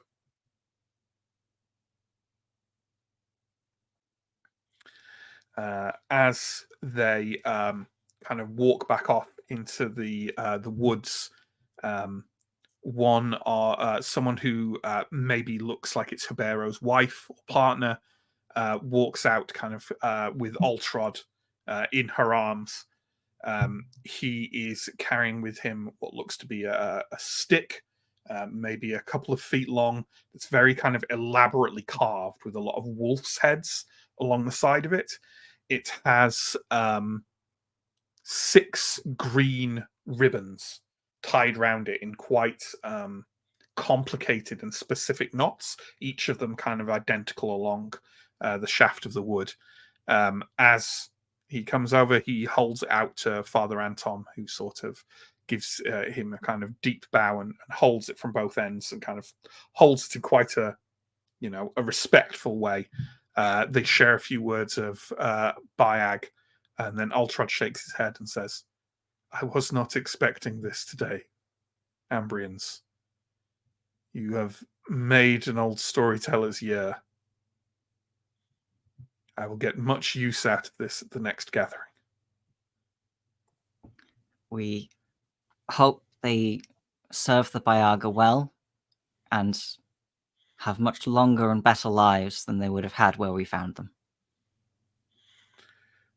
They shall, I think, return here in the heart of winter.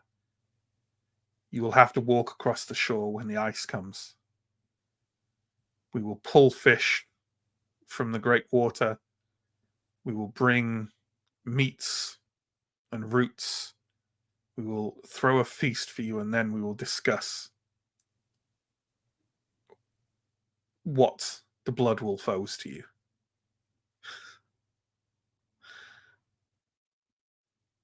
If there is anything the Blood Wolf can give Southerners.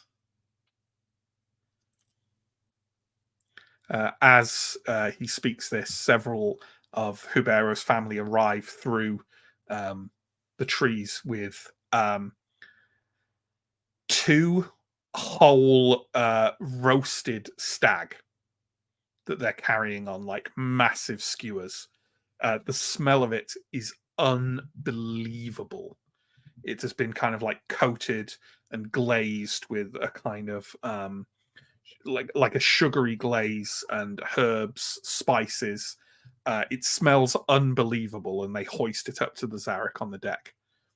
Hubero says a lot in Biag to Anton, and then kind of like claps him on the shoulder and walks off. Anton turns around and says, "That's quite a complicated set of instructions on how to serve it, but the summary is it should be eaten in 2 days." He kind of looks at it with some doubt that can be done, even with kind of the amount of people on the boat. And the Biag are gone. They walk off and go into their buildings, and it was sort of like they were never there.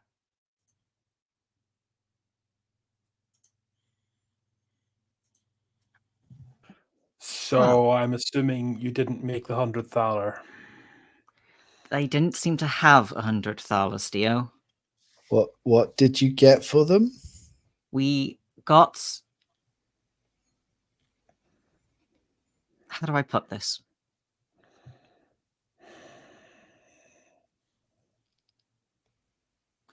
We got a promise of more than that settlement had or were worth in the winter or in a larger Biaga clan. Okay. What and what's that in Thala, Aaron? Or Etikop or anything? I don't know, but did you want to hold on to the bears until we found a better deal? Well, He does have a no, point. but we could have sold those pelts in Carvosti. I think having a big favor owed to us by this clan is probably it's valuable. I agree. We maybe could have used some thala, but they don't have thala. A big favor is pretty good. We may need a place to lay low and be safe, and this is a pretty solid place for that. Right. So there's Anton leans forwards and says, "The language that man was using seemed to suggest that something like this," he gestures with the kind of rod he has with the knots on it, is proffered once in a lifetime. It's a very fancy stick. But at the same time, I'm not entirely sure the Bayaga value many of the things you're talking about highly. They do not tend to trade with Ambrians. They do not tend to take Thala, other than members of the clan who come south to work as mercenaries. But I think it is possible that a great amount of resources or favors could be given to us as the bearers of this. So there is another settlement in the world that are calling us heroes. And yet we are still utterly impoverished. Is that about the size of it? Well, I'm sure we'll get our due in Symbar, right? Steer? And they were calling me the cynical one. I trust a favor from a northerner a lot more than I trust a favor from Ambria at this point in time. Exactly. I will take a favor from the Bayaga, gladly, not least because we can't really go and take the bears back. Money for nothing, except there's no money. DeGesto is kind of leaning against a rail and saying, I mean, what you were saying last night, we were just looking to trade for some supplies. He's glancing down at the two exquisitely smelling roast stag, kind of resting. The Zarek have kind of tilted them so they're like against some of like the boxes at the back of the deck. Looks like supplies to me. We have more than we arrived here with. And we have as much as the Bayaga were able to give us. We'll eat well between here and Karvosti, and perhaps one day we'll come back this way. Anton, you keep that stick safe. Anton puts it somewhere where he keeps all his precious things in his robe. I don't know. He's got Big like a rattling sack. Yeah. His relic pocket. Yeah. DeGesto has already kind of knelt down next to one of the roast stag and is kind of like peeling a slice of its haunch. He puts it in his mouth and pauses a moment and then says, "Shit," and immediately peels off a much larger slice.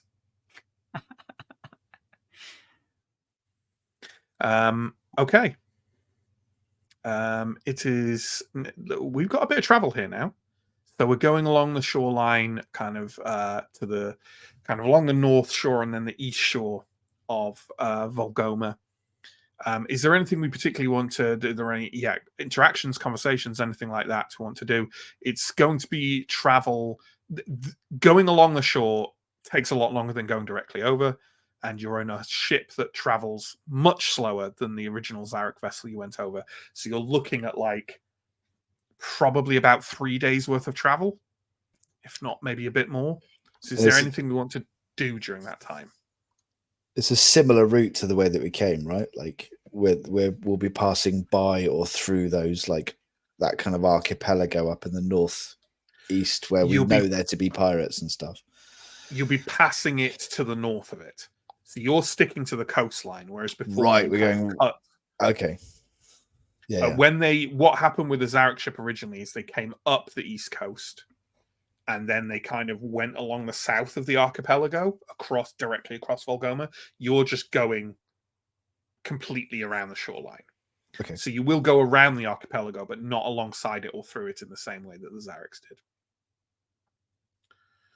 Does that make sense? So yeah. So Elindra will make a point of being extra vigilant on that part of the lake because we already know that suspicious people lurk there. Absolutely.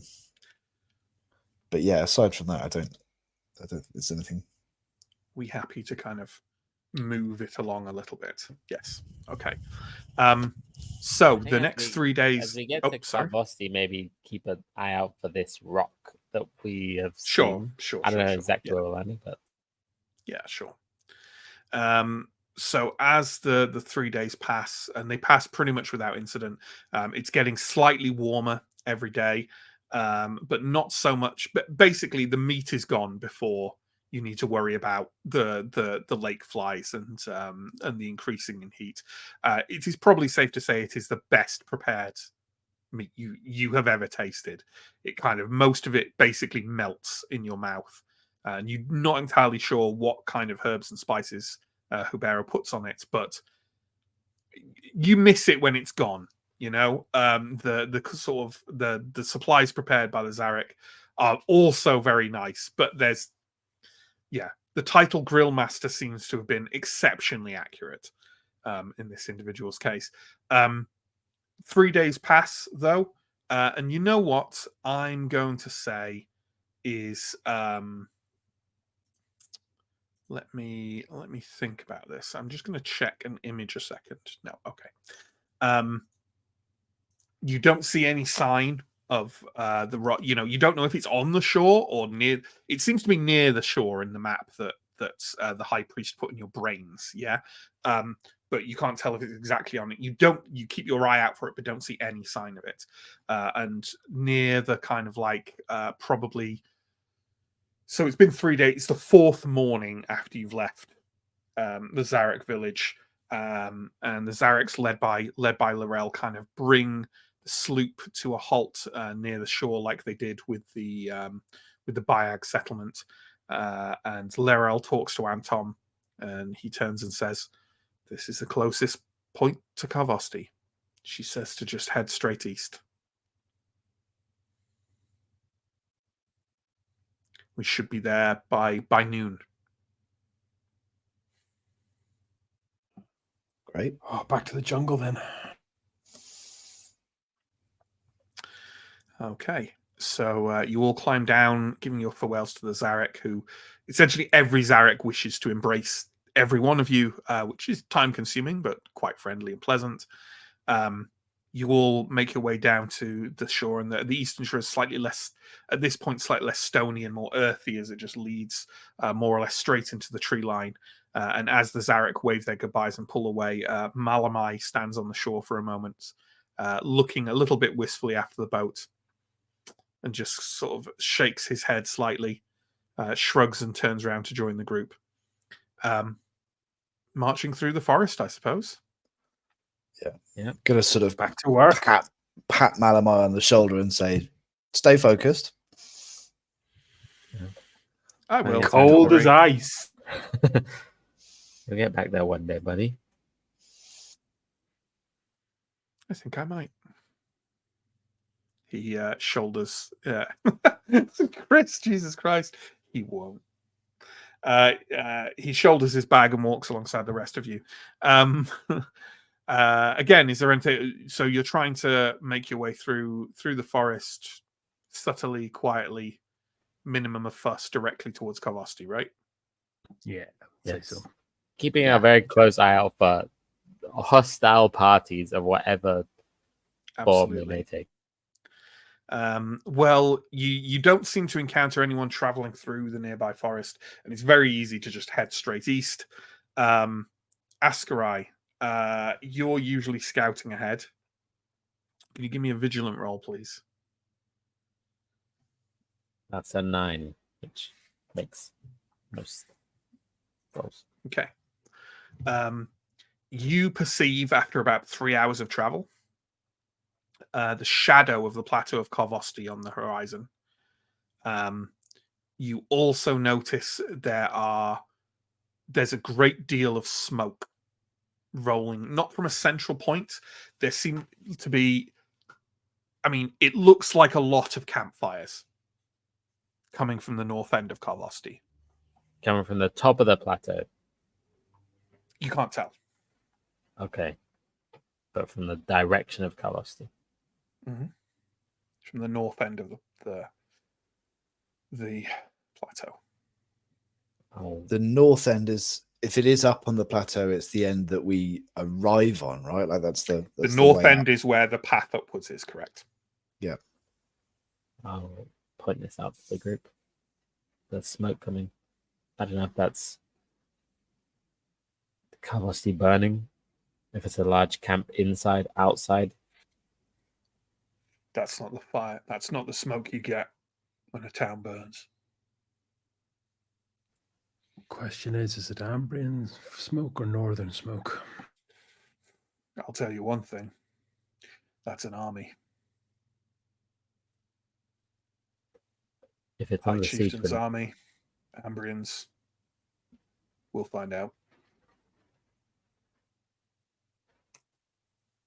Let's just take care. Yeah, last place I want to be is in the middle of an Ambrian army right now. I think Okay. whatever happens here, we're going to have a hard time just walking straight up through the usual entrance. Because either that is an Ambrian army and we don't want them to find us, or that's a barbarian army and we run the risk, whatever Tharaban said, of misunderstandings, or him deciding that he would like to be more persuasive than he was the last time we saw him. If we have to get up on that plateau, that is not going to be easy.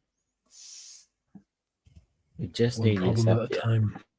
If Eusebia's maybe she will have left if it's under siege. We don't even. I'm assuming Eusebia isn't even on the plateau anymore. We need to find I'm her assuming she somehow. left. Surely she left when the other Ambrians were kicked off. So maybe we search the camp at the base, right? She must still be hanging around if she wants to fulfill the deal. This is all speculation. Let's go and find out what those campfires are first. Yeah. Easy now, nice and quiet. Okay. You proceed through the forest. Before another hour has passed, you're at kind of the western edge of the plateau and are kind of walking round the north ridge of it. The campfires are close enough to sort of smell the smoke washing off them now, and you can hear the distant sound of drumming. Steo, can you give me a cunning roll at +4, please?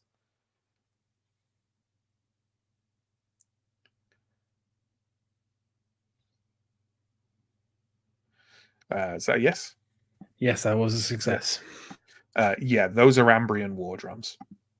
I kind of call everyone to a halt.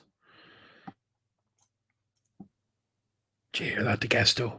Those are our lads.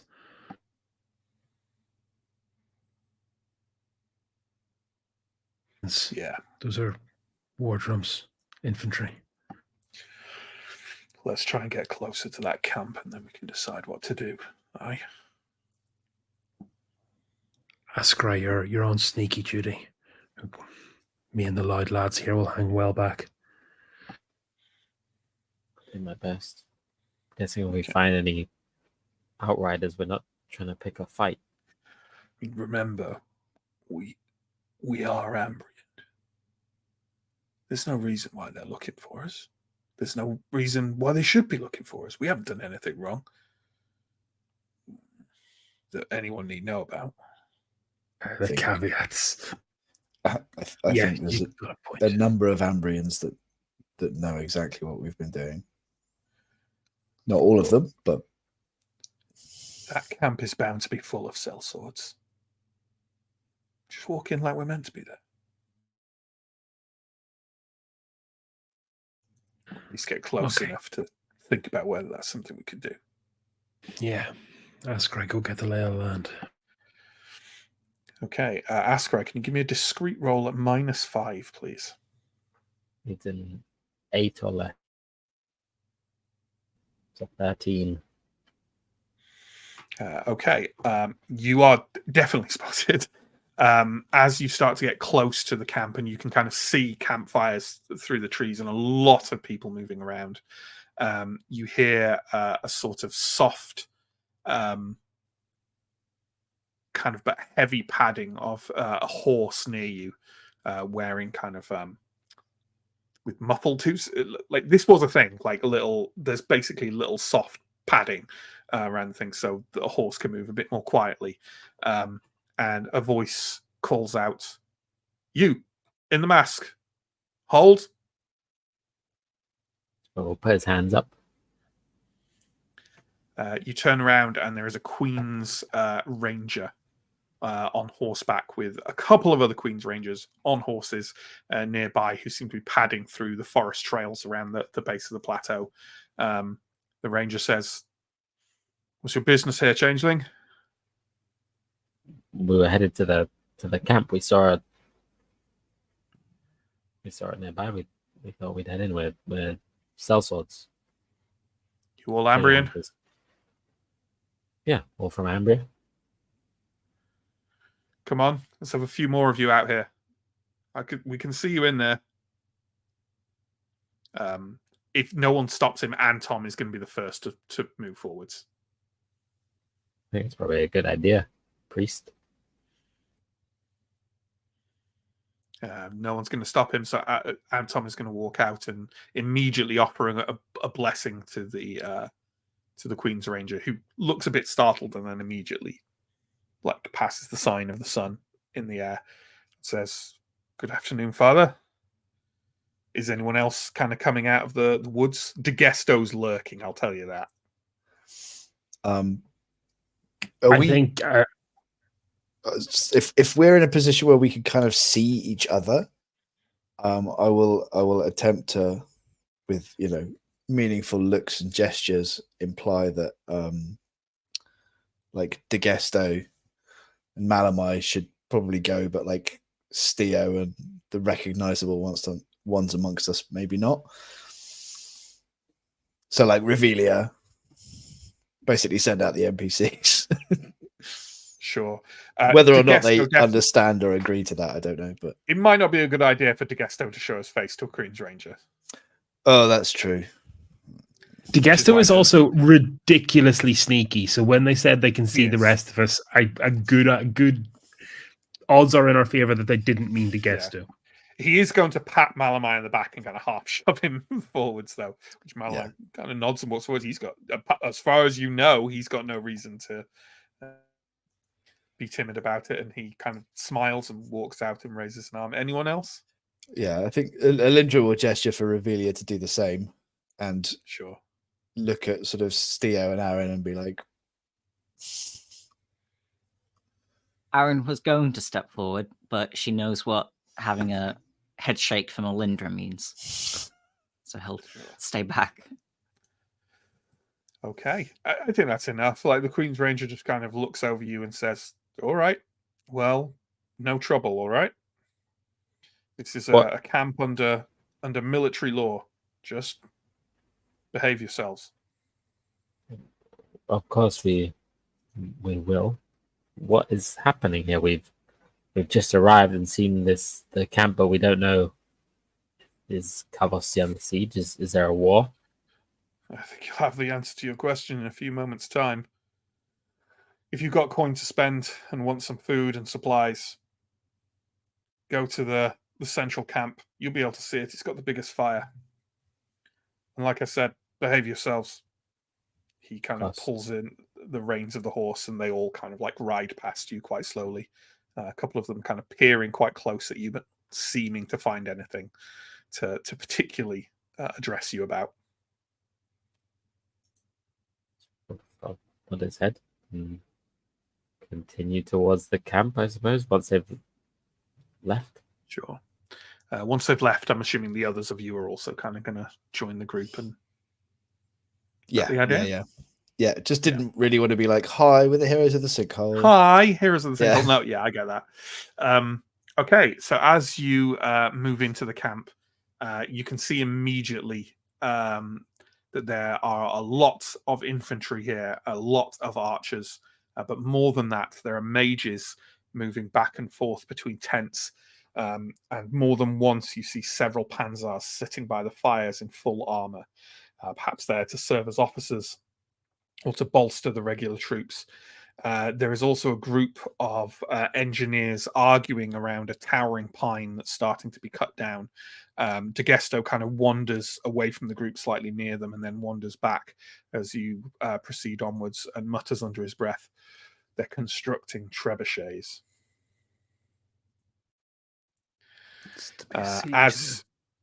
As you get closer to the central part of the camp, there seems to be something of a hubbub.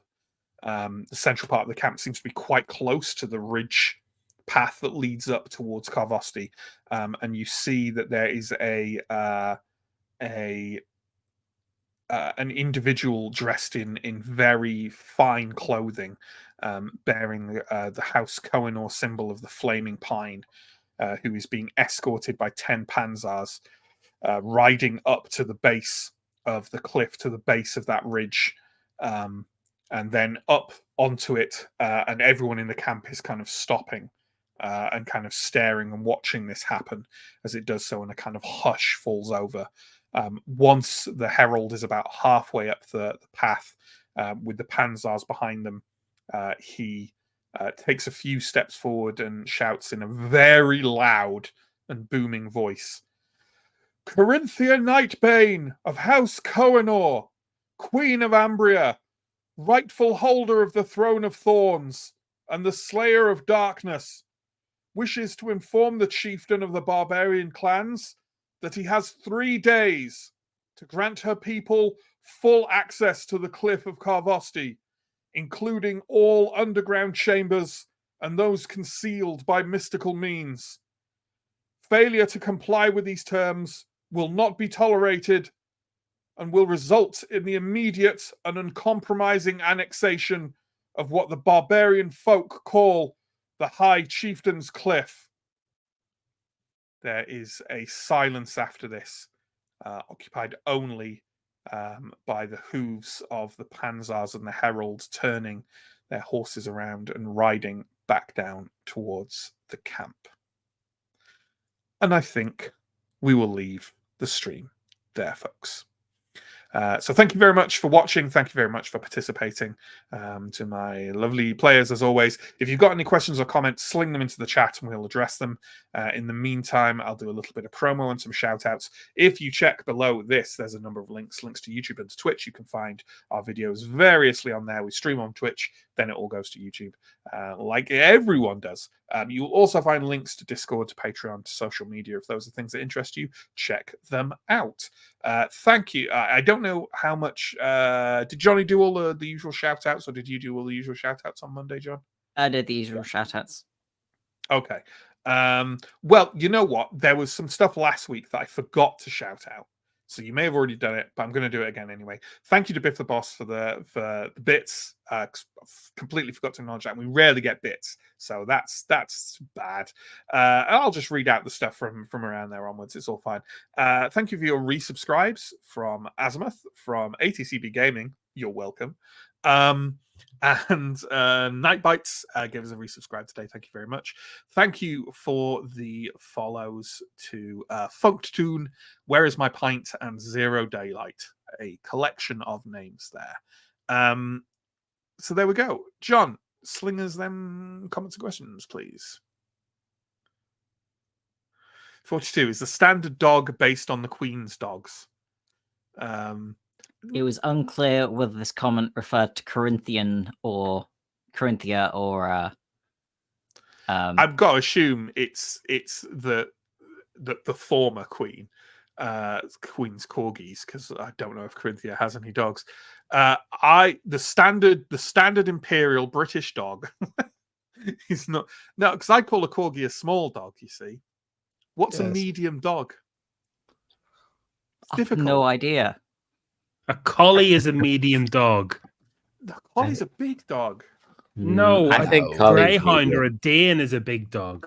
No, they're really big dogs. I think a Great Dane is the collies are bigger biggest than- you get. Yeah. Collies are bigger than greyhounds.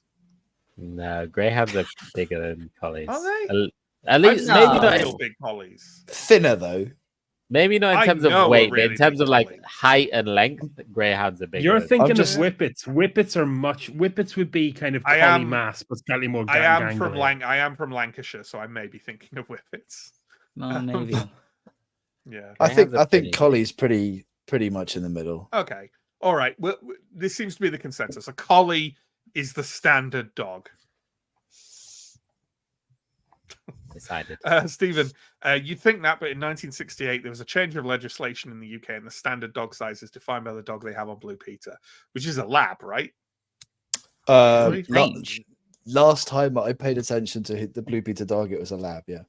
Yeah, they're usually labs, right? I didn't Usually know if have they a even got still had a dog on Blue Peter. golden don't know. retrievers. I don't know. I do It's not been a watch long Blue time. Peter Since- anymore. Shockingly, Yeah, I've watched Blue Peter since like the late 90s. So yeah. For the Yes. record, labs are about the same size as collies. So, Labs are a bit bigger than collies, aren't they? but like from a distance, you wouldn't tell.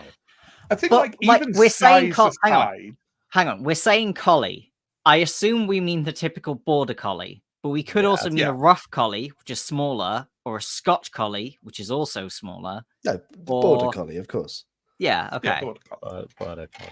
The biggest Standard of the sheep, collies. a standard sheepdog, Okay. I think that is actually working farm dog. it's a pretty good measurement of a medium dog. Yeah, I think. and the thing is, even if lab is larger than the average dog, It's be still hard in the like, medium I- range. it is in the medium range. And I think for most people, if you say dog, they immediately think of a Labrador. It's your classic dog, right? Classic dog. Classic Yeah. dog. I don't They know did how. win the breed We're- wars. This is feeling very Alan Partridge. Can we move on? Classic dog. It's basically a podcast at this point. Dogcast. John says horse slippers. Yes. I prefer horse crocs from Sin Moria. Who doesn't? Normal who people doesn't? don't, in fairness. Is that all we've got today? Steve, with a bit of luck, you're just setting up 6 adorable Chekhov's bears. Oh, I have plans. I have Yeah. plans. The Stark wolf cubs all over again. Yeah, 42 Crazy Aaron's Bear Emporium. You won't believe our prices. The roundest of 0. all prices. I think Hey, the stick is not round. the stream's clearly heading in the right direction when all the comments are animal related. I can definitely get behind this. Sure. 42 Before everything, someone has to try putting a hat on a bear. Yeah, we didn't do that. Although, if you Didn't do do that. want to see hats on bears, then please do check out our one shot from a long time ago now. I've forgotten the name of the system. What's it called? Honey Honey Heist. Heist. Honey Heist. Yeah. Honey Heist. It's on our YouTube. Go look at that. I did see another RP group. Honey Heist is notoriously a fan favorite one shot of ours that has drawn abysmal numbers on YouTube. Like, there might be more people on this stream who've watched. No, there isn't. But like, it's pretty low, and we were quite surprised because people were like, "Honey Heist, this is the cool, exciting thing." And the other week, sorry, go ahead, Stephen. Inspiration struck. Symbaroum spin-off series playing the Garug with the Honey Heist rules. Well, given I've just gone on about Talk how to me. badly it did, yeah, great. But the point is, and this is just Matt's bit of rant, I saw another role play group do it on YouTube a couple of weeks ago, and I was like, oh, good luck. And then I looked at their numbers. Within like 48 hours, they had like over 100,000 views. I was just what are we doing?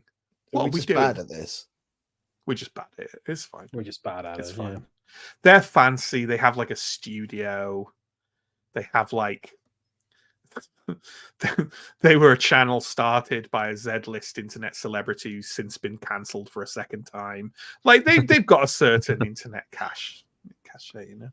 All we need is about 10 viewers to go and watch Honey Heist 10,000 times. 10,000 times. That's I your don't know. call to action, Twitch chat. If we can get Honey Heist to Absolutely. 10,000 views, I'll get a green screen and put it up. I put a bear on it with a hat. I thought you were going to say I'll get a bear. I'll just get a bear. Just get a Green bear. screen with a bear. Yeah. Everything else in chat is just a chat talking about dog size comparisons. So I dogs. think we've done our job. Just dogs. If anyone's interested out there, by the way, people may have seen this on the Discord, but we've got a merch store coming, and the rumors have it that there will be at least one animal size comparison shirt in that range at some point, as soon as I can convince any of the crew to design it. Because I'm not doing it, I'll tell you that much. You wouldn't want that. You wouldn't want that. Okay then. Thanks for watching, everyone. We'll be back next week with more Symbaroum, as far as I know. There's also Wicked Ones tomorrow. Yes. And then Vason off next week, but next week should touch wood also have the return of the Big Wet. Yet to be fully confirmed, but we'll see. Hopefully. We'll see you soon, folks. Take care. Stay safe. Goodbye.